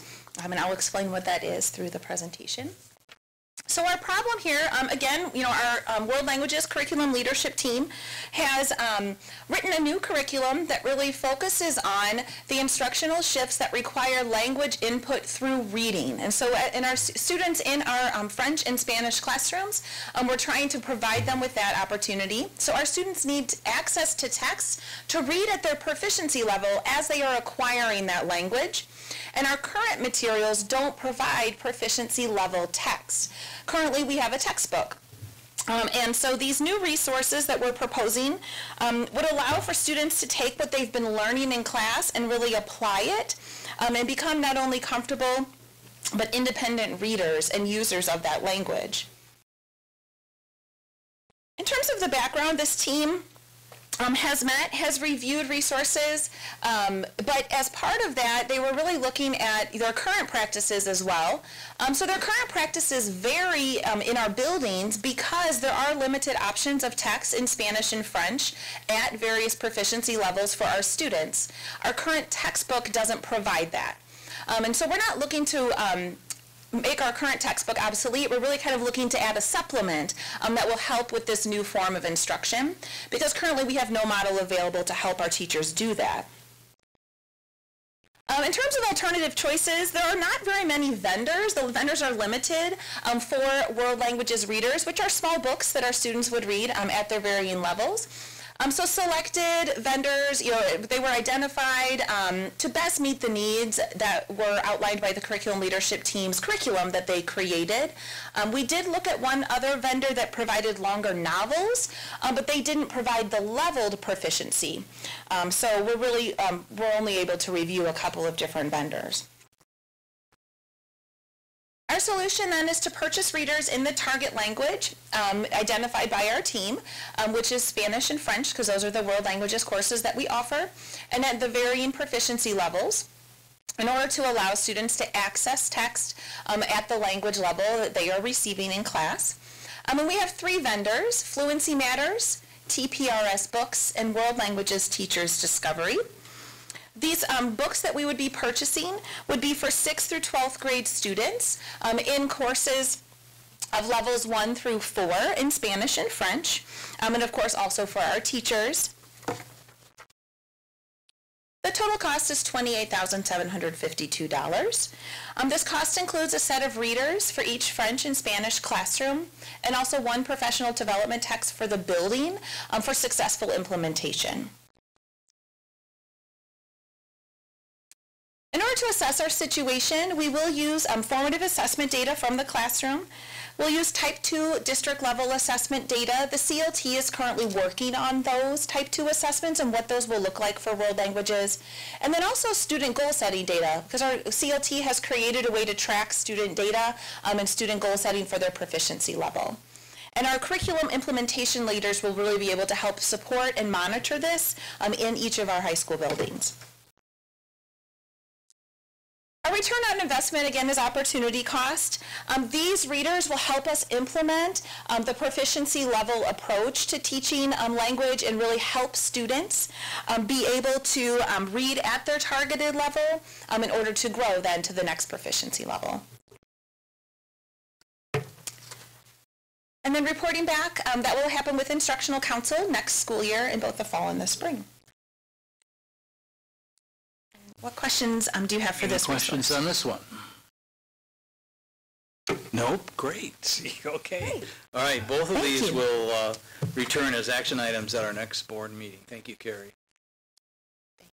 Okay, next we have Mr. Culpa here, who is going to present augmentative and alternative communication speech generating devices. All right, or AACs.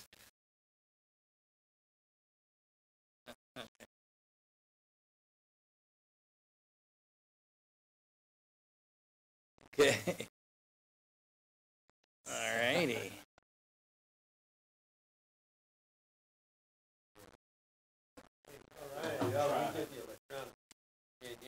Okay. I got the flip chart. I got that one. Yeah, okay. I got the old school. Hey, yeah. Just saying.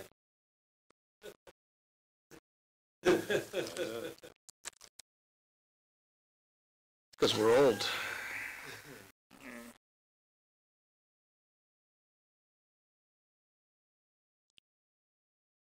Let me just boot up for a minute.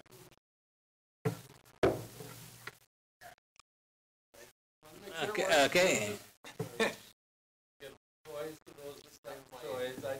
Yeah.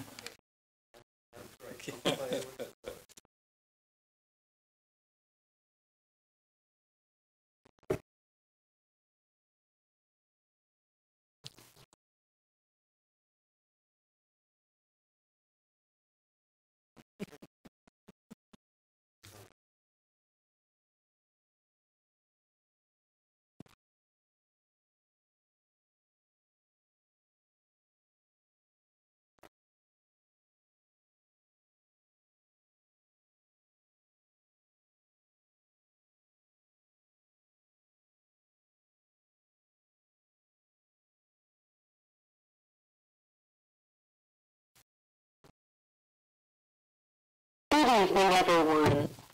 My name is Gary Culpa. I am the Program Administrator for Related Services. For this slide, I am nonverbal. I will use my augmentative and alternative communication device to speak for me. If you have a device or some type of communication book in front of you, I encourage you to use this to communicate. You cannot use your voice because you are nonverbal. What would you do? How would you ask me questions after I was done presenting? Would you be frustrated? Would you be able to do it? Now, imagine that you had a teacher giving multiple directions during an instructional lesson. Could you pay attention and communicate at the same time? Think about this fact. It happens to many students in the district on a daily basis.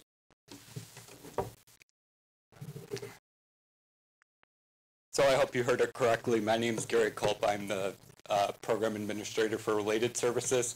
So I wanted to talk to you about augmentative and alternative communication, commonly referred to as AAC because of the length of the phrase.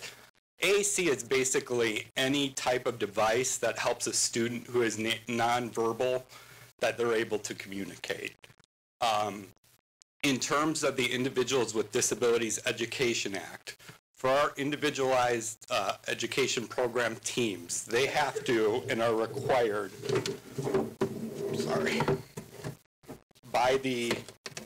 they're required by that act in order to consider assistive technology services and devices under the consideration of the special factors section of their IEP.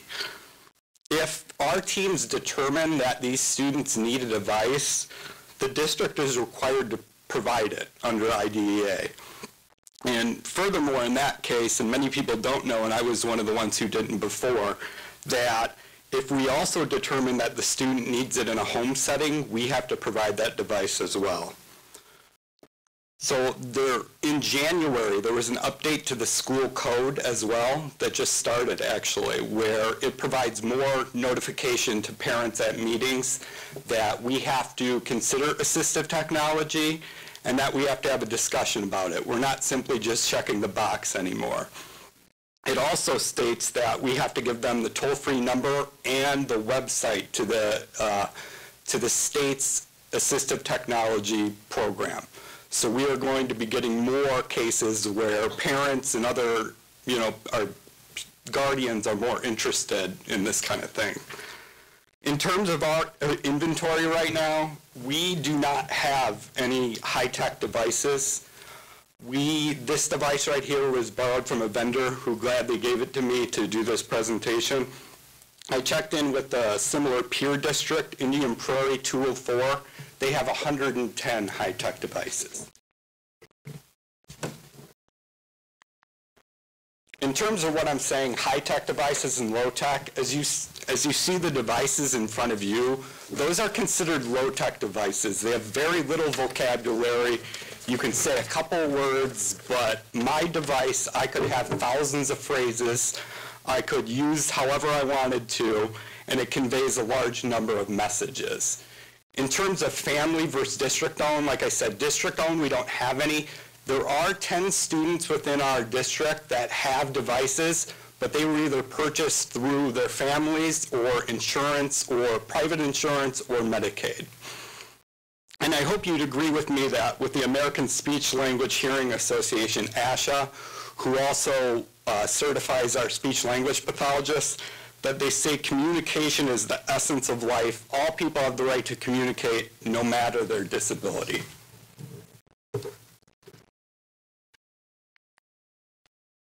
In terms of our specialized programs within RPS, we have 28 program learning for unique student classrooms throughout the district and 12 classrooms for students with autism.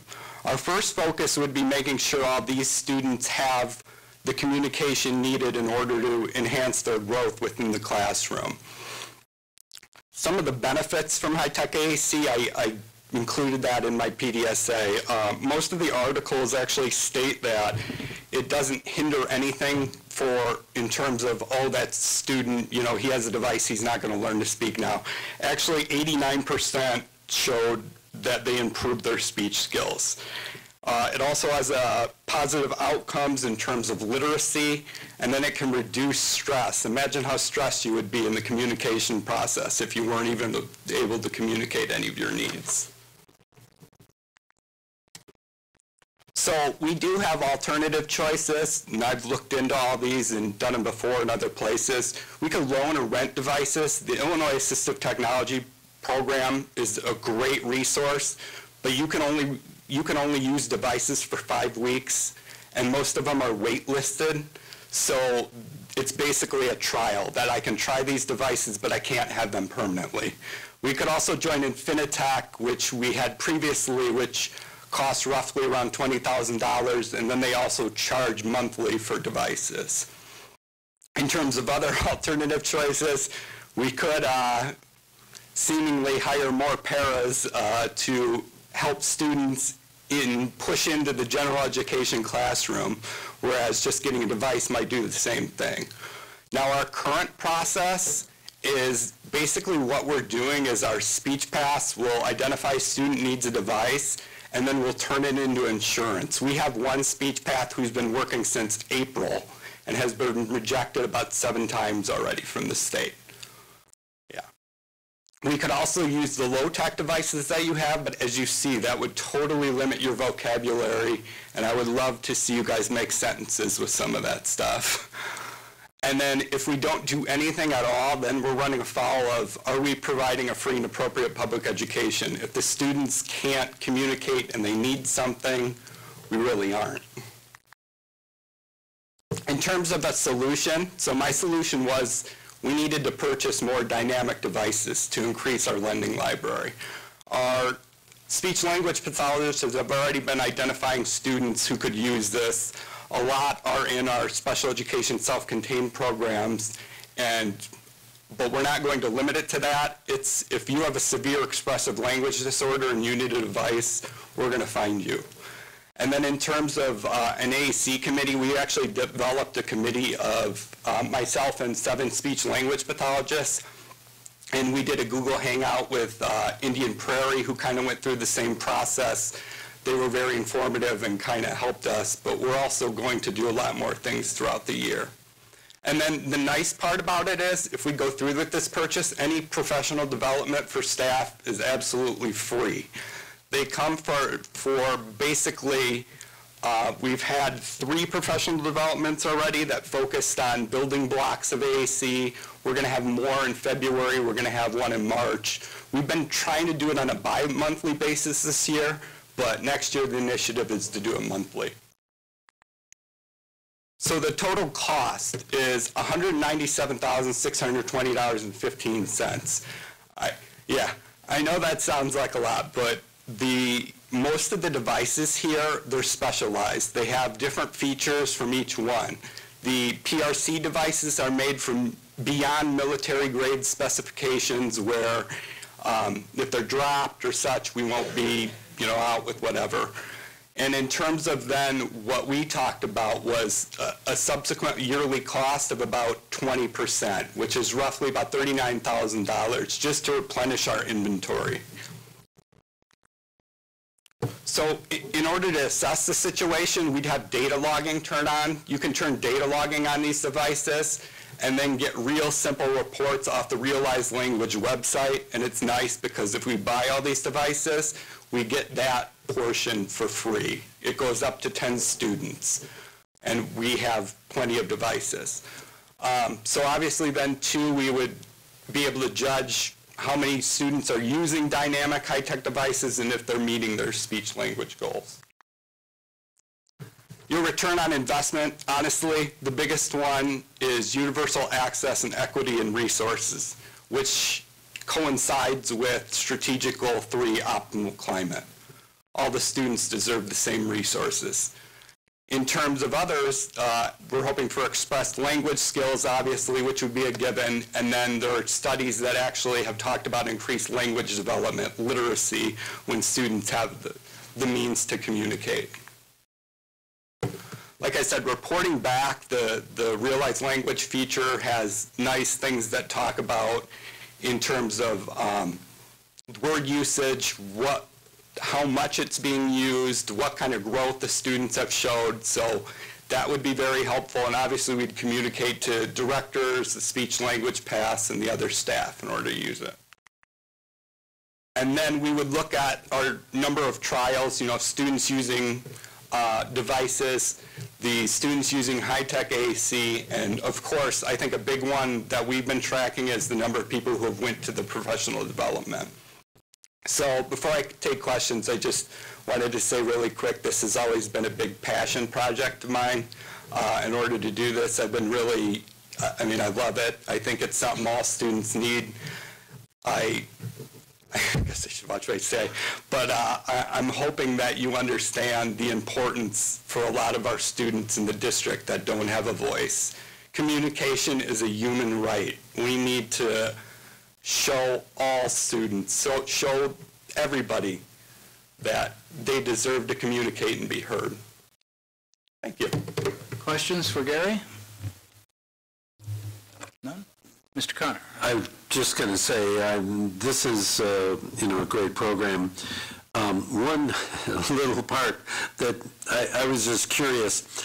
On Section E, it says the total cost is $197,000, blah, blah, blah. It says the budget code is yada, yada, yada. And by the way, there was a rollover of $1.3 million from the prior year. And I looked at that and I'm like, that one kind of made me stop and look. So what does that actually represent? I'm not sure. That one was Okay. I got it. Okay. It's carryover funds from the grant. But does that pay for the 197? Are there limits to what we can use it for? How long is that grant good for? Jen, you want to talk about that further?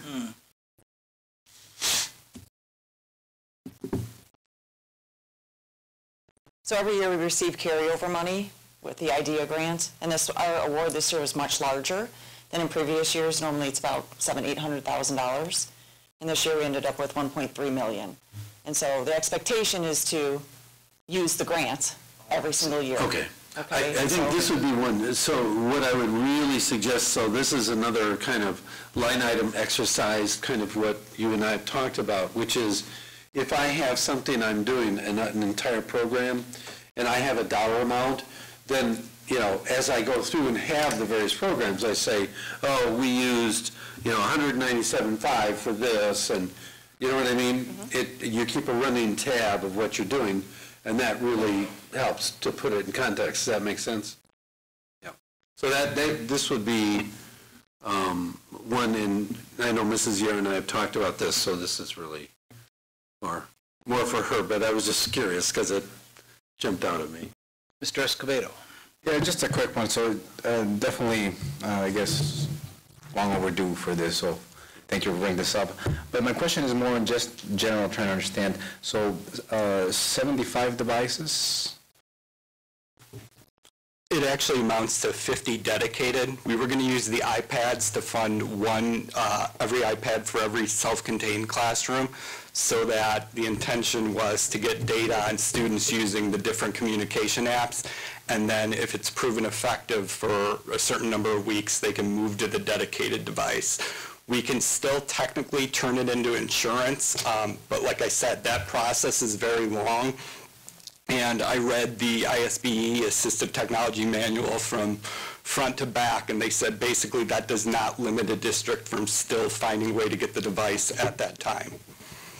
I guess where I was going is, so I know you got alternative choices here, but are there any other products out there? I know that, they've got to be, I'm thinking, I've got kids, I had, cheap tablets that I'm pretty, you get them pretty rugged by the time you put a lot of add-ons, and there's an app for everything. Are there any other choices out there where you could get more devices for that money that potentially serve more? I'm glad you asked that, because they're actually, it's interesting.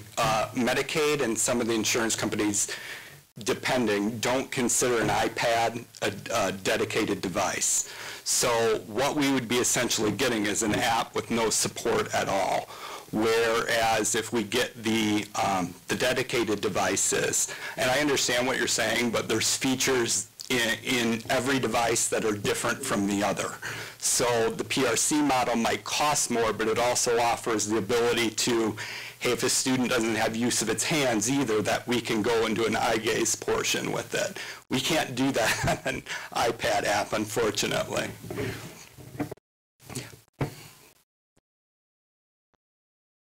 this will come back to us for a vote on our next board meeting. Thank you. Thank you all. Mrs. Yar, fiscal year student fees for 2000. Okay. What would you do? How would you ask me questions after I was done presenting? Okay, thank you.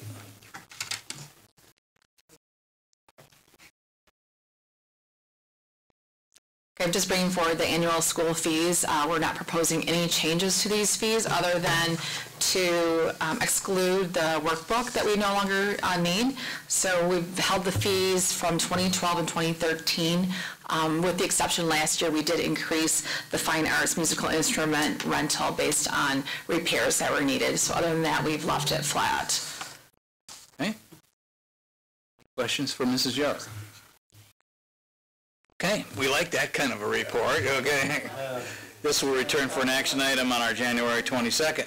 Facilities update. They're in the back. All right.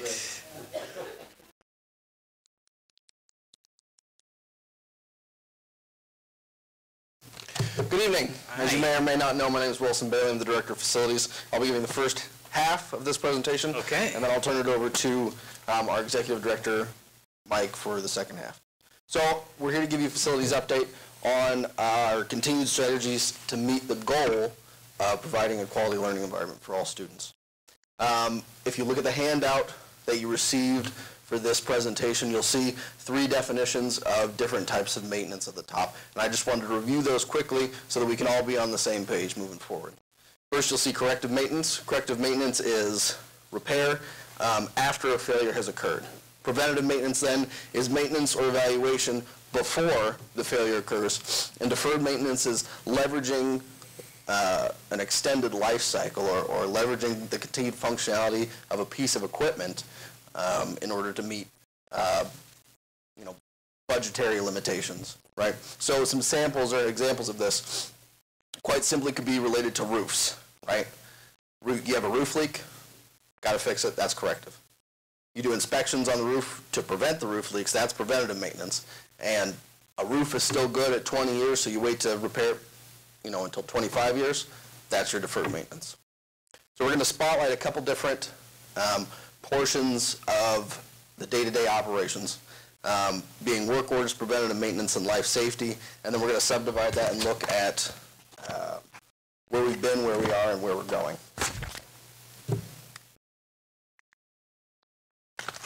So FY18, we processed 16,000 work orders. Now, work order is anything that comes through our computerized maintenance management system. So that's both preventative maintenance and corrective maintenance items. To remind you of some of our district statistics, we have over 28,000 students, over 5 million square feet, and we're completing our work with 44 technicians and 13 contractors that we use on a regular basis. As far as work orders per student and work orders per square foot, when compared to our peers being districts of a similar size across the nation, we're right about the median. Looking at square footage per technician, between public and private, you range from 50,000 square feet to 80,000 square feet per technician, and we're sitting right about 100,000 square feet per technician. Looking at a year over year, from fiscal year 18 to fiscal year 19, you'll see that 18's in the blue and 19's in the green. So far in FY19, as of the last day of December, we've processed 9,500 work orders. Now, if you look at the 5-day completion rate, 41% of our work orders were completed in FY18 within 5 days, as opposed to the 47% that we're having complete within 5 days, FY19. Looking forward to the 7-day, you can see it's 54% this year as opposed to 51% last year. 14 days, 85 as opposed to 61% last year, and then within a month we're having 78% of our work orders closed, with that being approximately 72% last year.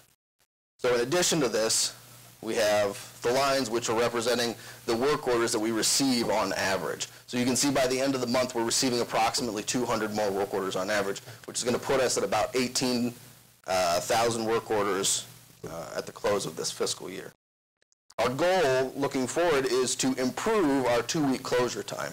So we'd like to strive to have more work orders complete within that 14-day time period, and also to better categorize our work orders so that we can communicate completion timelines to our requesters, to our customer. In order to accomplish these things, we're going to look at some efficiency improvements to make the most of what we have. As I mentioned before, we're at about 100,000 square feet per technician, which is more than the range between public and private from 50 to 80,000. So we need to make, the most of every bit. Moving forward, moving forward from our corrective maintenance to preventative maintenance, you can see by this chart that there's a fairly bleak picture of our preventative maintenance stance, painted here. Our current position is 2%. So of our total work orders that we receive on an annual basis, approximately 2% of those are preventative. The industry best practice range, as you can see, is from 66 to 84%. So keep in mind, we are doing a significant number of preventative maintenance, work. However, we're not documenting it as we should. This has led us to have some unreliable data as far as preventative maintenance goes. It makes it difficult for us to be able to predict where we might be a year from now. But this is a continuous improvement item, and as we look forward to the rest of this fiscal year and our coming fiscal years, our goal as far as preventative maintenance is going to be to reorient ourselves from corrective maintenance to focusing primarily on preventative maintenance.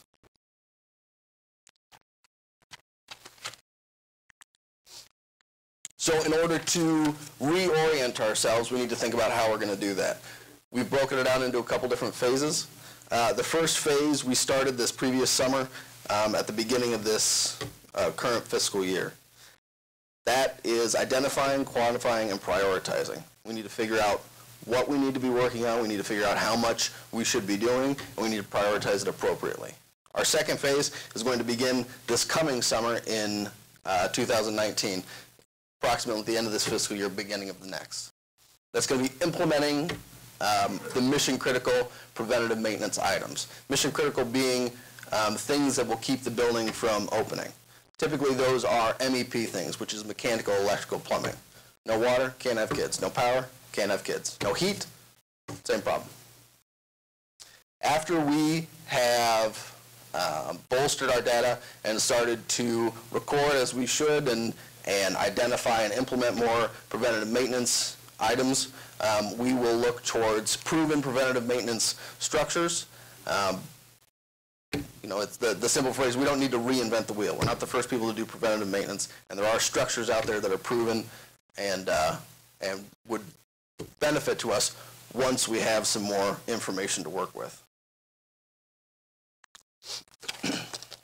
So, moving from preventative maintenance to life safety, our life safety annual inspections are carried out by our life safety architect and the Regional Office of Education to identify code and operational violations within the buildings. Now, this is in an effort to continue to provide that quality environment for all students and to make sure that everybody has, a safe and healthy learning environment.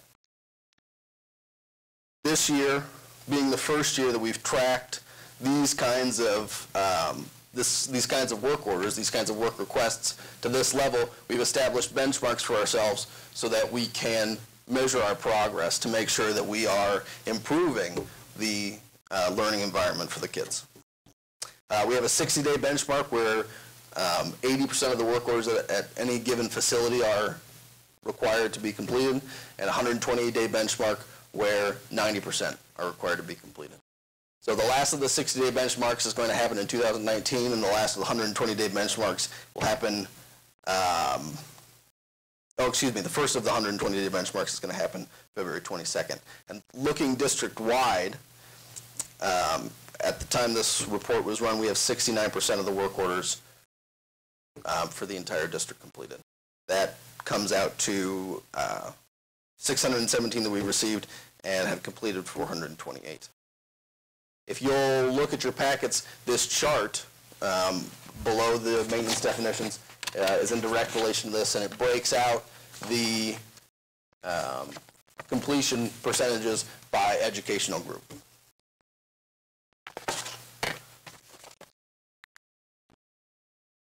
So as far as our 60-day benchmark, the one that we're most focused on right now is it's closest for the majority of the facilities.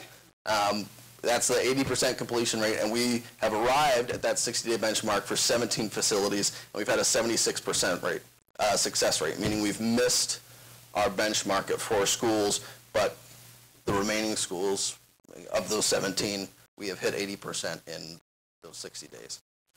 Of all the life safety violations that any school might receive, the top 5 are extension cords and adapters, electrical systems, hole open devices, fire extinguishers, and clearance above storage. Of those, extension cords, electrical systems, and fire extinguishers all require work orders. Now, to give you some examples of those, extension cords is, you know, a surge protector into a surge protector into a surge protector into a Christmas tree kind of thing, right? Electrical system is anything from an open electrical panel to a missing cover plate to you know, an open junction box. Hole open devices is not the actual magnetic device holding the door open. It's when a teacher or a staff member at the facility has used something to hold the door open, which eliminates it compromises the fire barrier, which is what those doors often provide. And then clearance above storage is pretty self-explanatory. Put stuff too close to the ceiling, you know, compromises the fire rating of the room.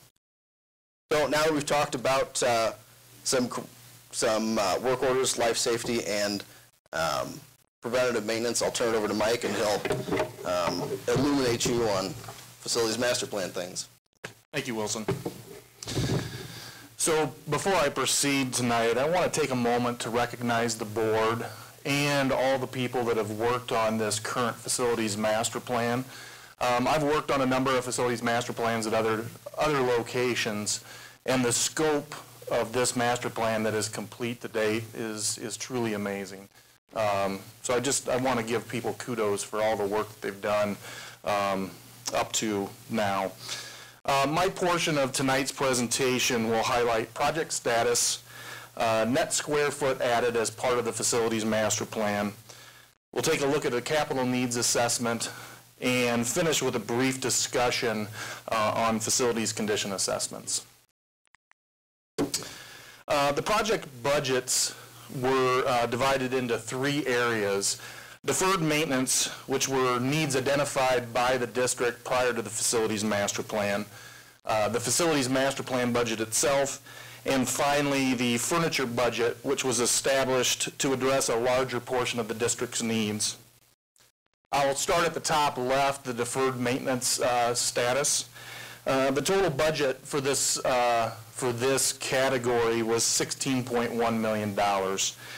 Currently, we have committed $14.2 million. Committed dollars means these are projects that are either complete or in progress, so these dollars have been encumbered. Currently, we have $1.8 million that is uncommitted, meaning that they have not been assigned to a specific project at this time. Work remaining within the deferred maintenance category is tuck pointing, window replacements, and some HVAC upgrades.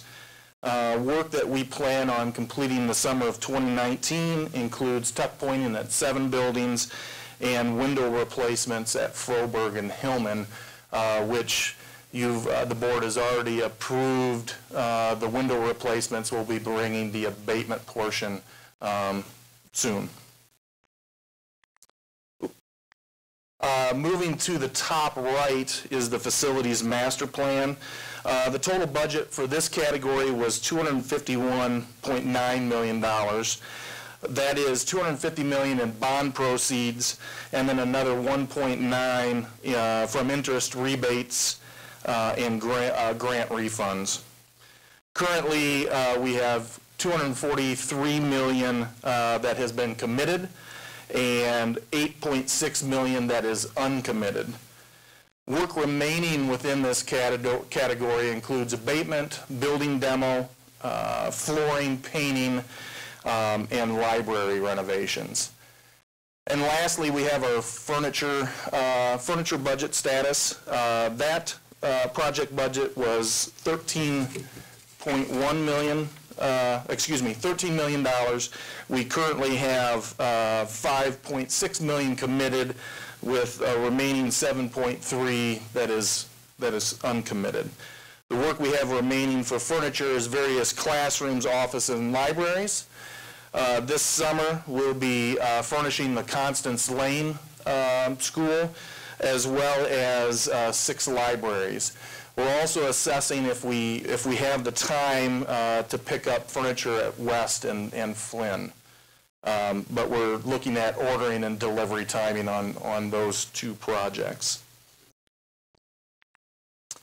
Now I'll take a look at the facilities master plan net square footage. As part of the facilities master plan, the district added 565,000 square feet, driven by programmatic need. Included in your documents is a detailed breakdown of the square footage that was added. This includes approximately 220,000 square feet at the 4 high schools, which were field houses. There was a health clinic at Auburn, storage areas, restrooms, and some office spaces. It also includes 172,000 square feet of the 2 new schools, Cherry Valley and Constance Lane. And the remaining 170,000 square feet was spread across 18 elementary schools, where we added gym additions, cafeteria additions, or kitchen additions.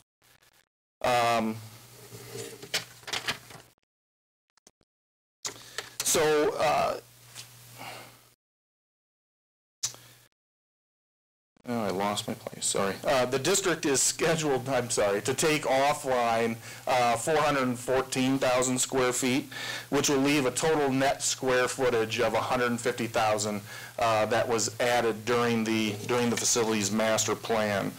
I'd also like to point out that as part of that demolition, we'll be removing some acreage at that also, which is estimated at 31.3 acres that we'd be reducing as we demo buildings. Some of those are part of IGAs. Some of those we still hold until we sell. One thing I will need to report back to the board, because I just didn't have good information, is we did add acreage with Cherry Valley and Constance Lane, so I need to net those additions out, and I will report back to the board on that.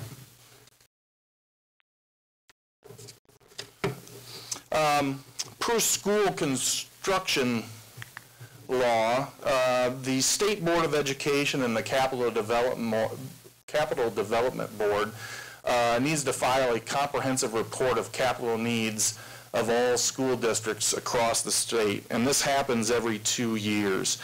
The information gathered from this survey will be used to project future statewide capital needs from pre-K to 12th grade, and is conveyed to legislators the needs required by our schools. So I have put up, as part of the slide presentation, the last 3 surveys that were completed. If we take a look at 2019, we had less districts report than the other two surveys. 350 districts reported. But as you can see, the capital need has increased to $9.4 billion across the state. As I looked at that report, there was a couple items that kind of jumped out to me. Of that $9.4 billion, $6.4 is needed for overall just general repair of schools. And of that 6.4, $2.1 billion is needed for heating, ventilation, and air conditioning repairs.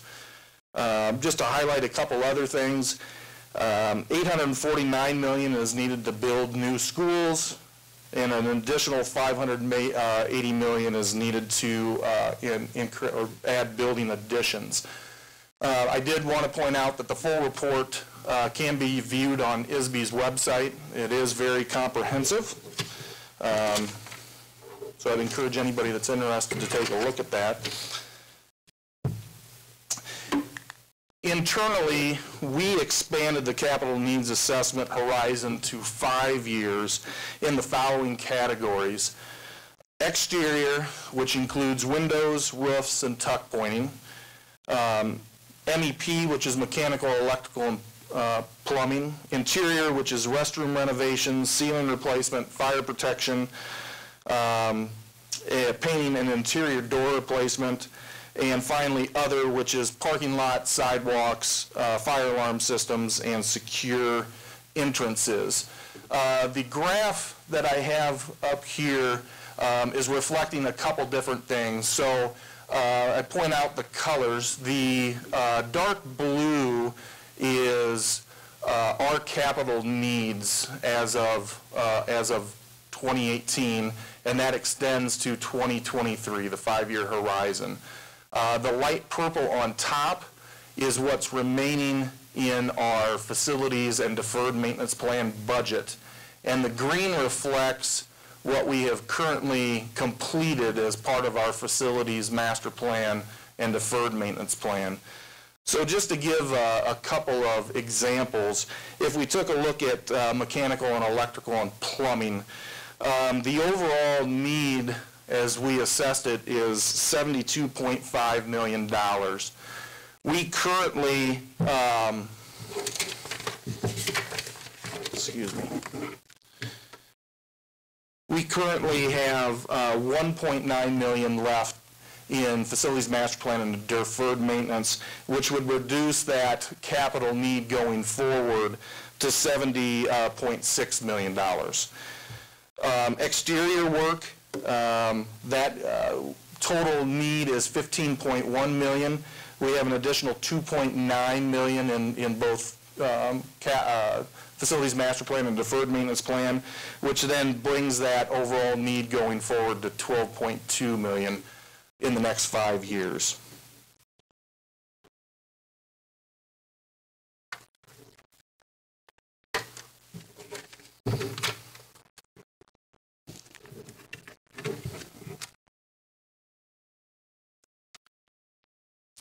So as we begin to prepare for another facilities master plan, I believe the district should consider performing a district-wide facilities condition assessment. The FCA will help us gain a better understanding of life cycle, replacement costs, and provide us with crucial data to help guide decisions during the master planning process. A facilities condition assessment is a comprehensive tool used to determine the physical condition and functional performance of a facility. It's completed by a team of professional engineers, building system specialists, and technicians conducting a thorough field investigation to collect data and evaluate the condition of the following categories of a building: the architecture, the structure, the building envelope, civil, which would be your parking lots and sidewalks, electrical, mechanical, and plumbing. A key component of the FCA is the calculation of two key planning indicators: the Facilities Condition Index, which is FCI, and the Facilities Condition Needs Index, which is FCNI. The FCI is an accepted benchmark used by facilities managers worldwide to rate the overall condition of the facilities. The index is based on hard numbers, not opinions. The FCI ratio of deferred renewal cost to the current replacement value. The FCNI differently not only looks at renewal cost, but your deferred maintenance cost included in that. So that a lower value means your building's in better shape. Higher value means your building's in worse shape, and at some point may tell you that a building, it would be better to build a new building and raise the current building. The FCNI provides a life cycle cost comparison. It is a ratio of renewal cost over 10 years, including deferred renewal to the current replacement value. The current replacement value is based on replacement with the present construction standards for the facility use type and not the original design parameters of a building. The index gives you a comparison with on all buildings for identifying worst/best case scenarios. In contrast, during the facilities master planning process, the DLR group provided a system for which the district staff translated existing building information into rankings that were weighted and scored. The key indicators of that included energy performance, thermal comfort, condition, CO2 performance, indoor environmental performance, and acoustical performance.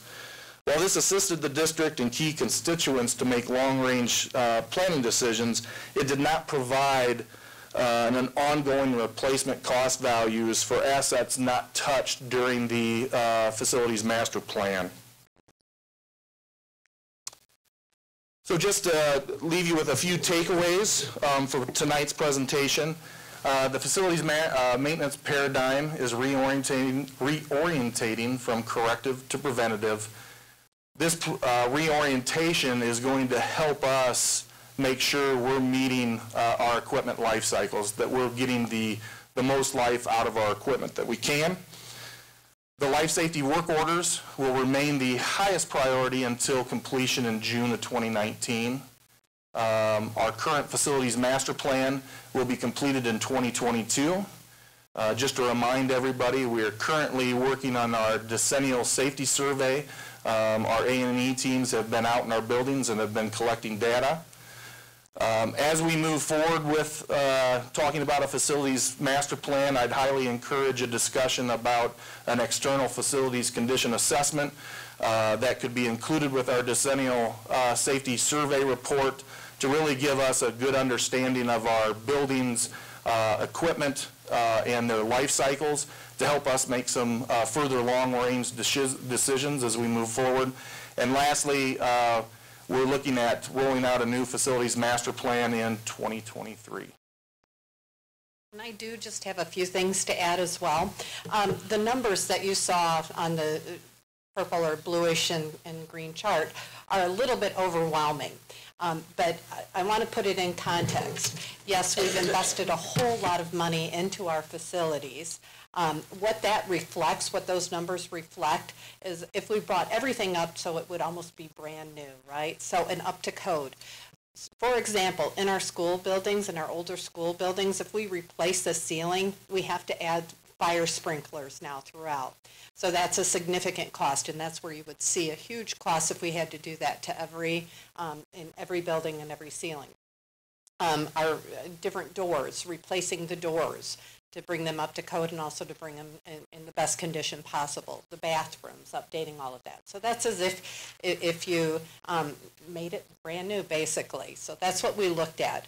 We also have done significant work on life cycles, and you've seen the report. It's attached to your packet as well. What the external life safety or facilities condition assessment would do for the district is to bring an outside third party in that could look at not only what data we have and what we've done, but provide an independent view of it and give us a much deeper, better analysis. So that's really one of the key takeaways.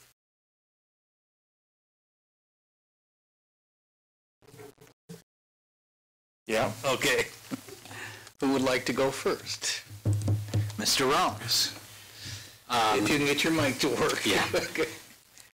First isn't really a question, it's a comment. So just a reminder for the people who were here, new information for people who weren't. When I first got on the board and I was chairing the operations committee, one of the reports that we got was that our average time to close work orders was 300 days. So we have made significant progress, and I'm glad we've made that progress, and I think we are heading in the right direction. And I like your focus on preventative maintenance because I think that is important. One question I had just kind of triggered, speaking of historical knowledge. So in the update, there's a reference to that you're going to be doing some tuck pointing in the summer of 2019, which reminds me of a conversation that I had multiple times with Mr. Schmidt, going back to, and this predates the facilities plan. So when ShareFest did their project at West Middle School, the district actually on its own undertook power washing that building that year. And I don't know how many of you remember what a difference that made in that building. It was an incredible difference. And my older kids all went to West. It looks like a completely different building.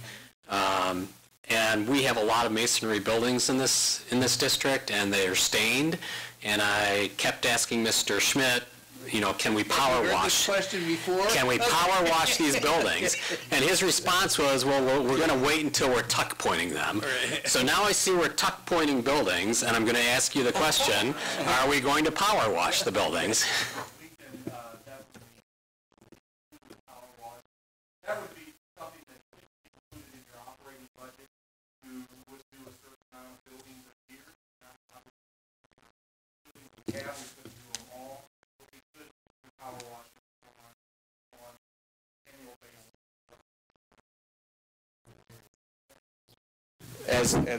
As we're looking at budgets, I think it doesn't all just stop at power washing.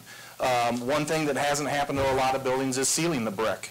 We also have a problem in some areas with graffiti, and they do make a product now that you can apply to your brick, which is kind of a waxy piece, which is kind of anti-graffiti. So it makes it very hard to graffiti.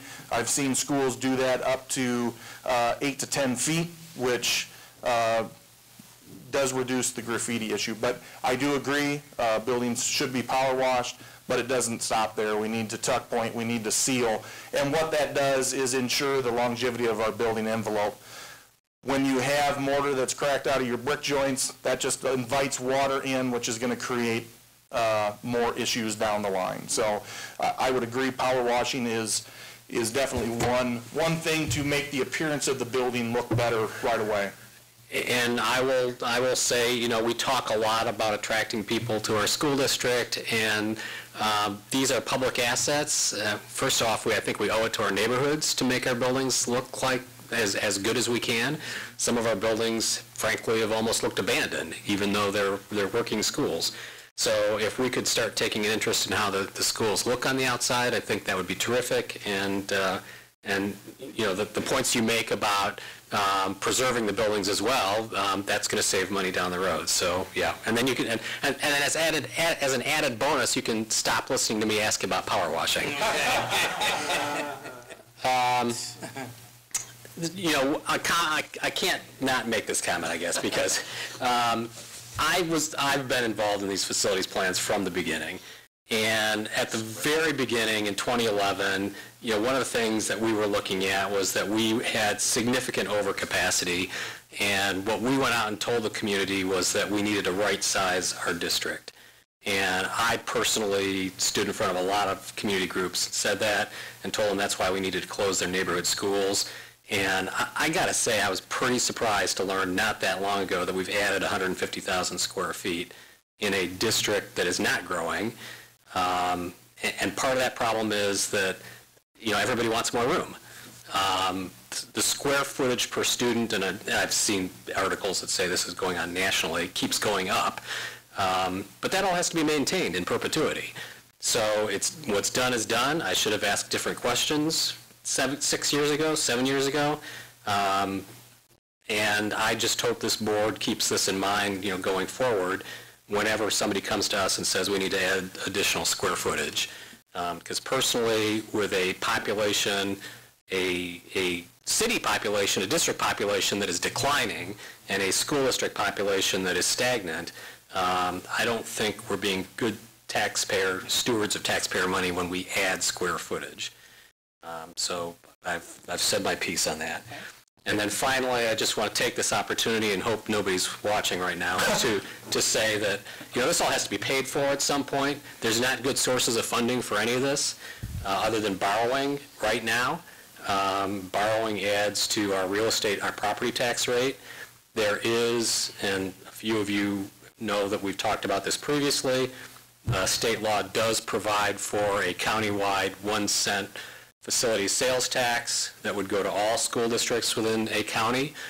We floated that trial balloon a few years ago and were shot down, but I'm not willing to give up on that personally, because I think that's probably the only good source. When you look at these sorts of dollars, that's probably the only good source of funding that we have available to pay for these sorts of ongoing maintenance, similar to what the city ended up doing with its streets, right? The city used to borrow to repave its streets, and they convinced everybody that it made a lot more sense to fund that through a sales tax. I think all of those same arguments apply to us, and I hope that's something that we think about looking at. Mr. Connor. So 2 quick things in addition to my comments on the presentation. I will say I agree that sales tax would be good. I'm skeptical. I think people are not going to go for it. I mean, I agree we should try, but I do have to push back on the square footage argument, because from my point of view, if you look at the totals, I mean, we added 565, we're demolishing 414, but I think that net 150 represents, from my point of view, a shift of educational space. And I think we underfunded, if I might say, in our old buildings where the gym and the cafeteria and auditorium were one.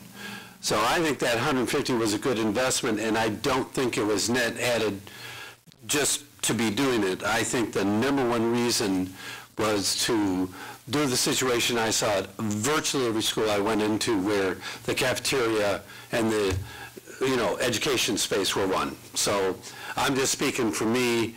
I'm very sensitive to our square footage and our numbers, but from my point of view, I'd stand up and defend that one any day of the week. My comment is, so a couple of things. First of all, really kudos to the facilities management team. This is probably the best presentation and articulation of categorization, of putting things in perspective, of saying, what it was, a very easy way to see across buildings, across types. We've had charts on this, which I thought were a good first step, but this really brings it into the budget, which was always a question. This particular report really went across the facilities, talking about the different kinds of maintenance, and articulated the costs and over a long period of time. So I think this will really help us lay the foundation for that, for the state of what we have, which I think there's a lot to be proud of, that that we've really planned and done what we've said. So the one thing that I get out of this is, having been on almost 6 years, is we said we were going to do it, and really we did it, and we did it on time, under budget, and we've started to really address what were, from my point of view, structural issues like the deferred maintenance. I mean, it really shows that we've gone after it, and the fact that we're shifting to the preventative, I think, makes a ton of sense. So I think this will help us in planning financial. It will certainly help us plan for for our constituents to say, this is what we've done with the money. And so I think there's a lot to be proud of, but what I'm especially pleased with is the organization and just really taking this and making it into a comprehensive, if you will, story. And so I think this is really good. So I want to compliment everybody. And I'm really, from my point of view, I think this is headed definitely in the right direction. And the only comment I've got is that our current plan, which ends in 2022, was really driven by, from my point of view, the dates on the bond issues, which I totally understand. But my one comment is, this is 2019, and that's 3 years away. And from my point of view, the one thing I would say, if anything, it's going to take a while for us to do the prep work for the next one. So I don't think we can wait till even 2 years from now, a year before all those bonds are due, for the preparation. And I would say, if anything, this particular report has pointed out that the melding of the situation we have and what we have going forward has to be put together in a lot of planning and a lot of detail. So one thing I would say is, I think we need to start thinking about, from my point of view, starting the process sooner, especially on the fact gathering, and I would say the goal setting. The one comment I have is that when I started on the board, I think it took what I believe an entire year of a committee that looked at the educational goals right after essentially the gun had gone off, and I think we need to do that ahead of time. And I think we're going to have some big challenges, is my view, on the goals for the buildings and what kind of buildings, how many buildings, and again, reflecting, as Mr. Rounswell said, the fact of what the population would be of school age. So again, kudos to the team for doing a great job. And my takeaway out of this is we should get going on planning sooner rather than later.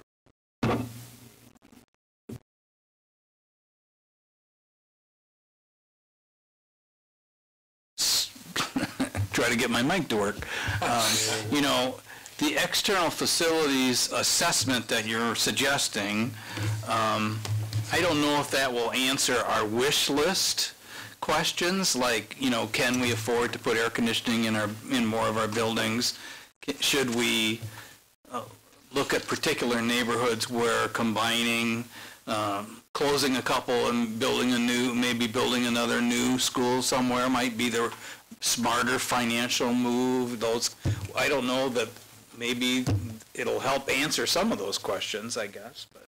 But those are for the new facility plan, the questions we got to answer. So, okay. Any other comments or questions? Thank you, guys. Any other business for tonight? If not, I will take a motion and a second for adjournment. Okay. All those in favor say aye. Aye. Opposed, same sign. We will see you next Tuesday. 8:15, right on the button for your start time. Okay.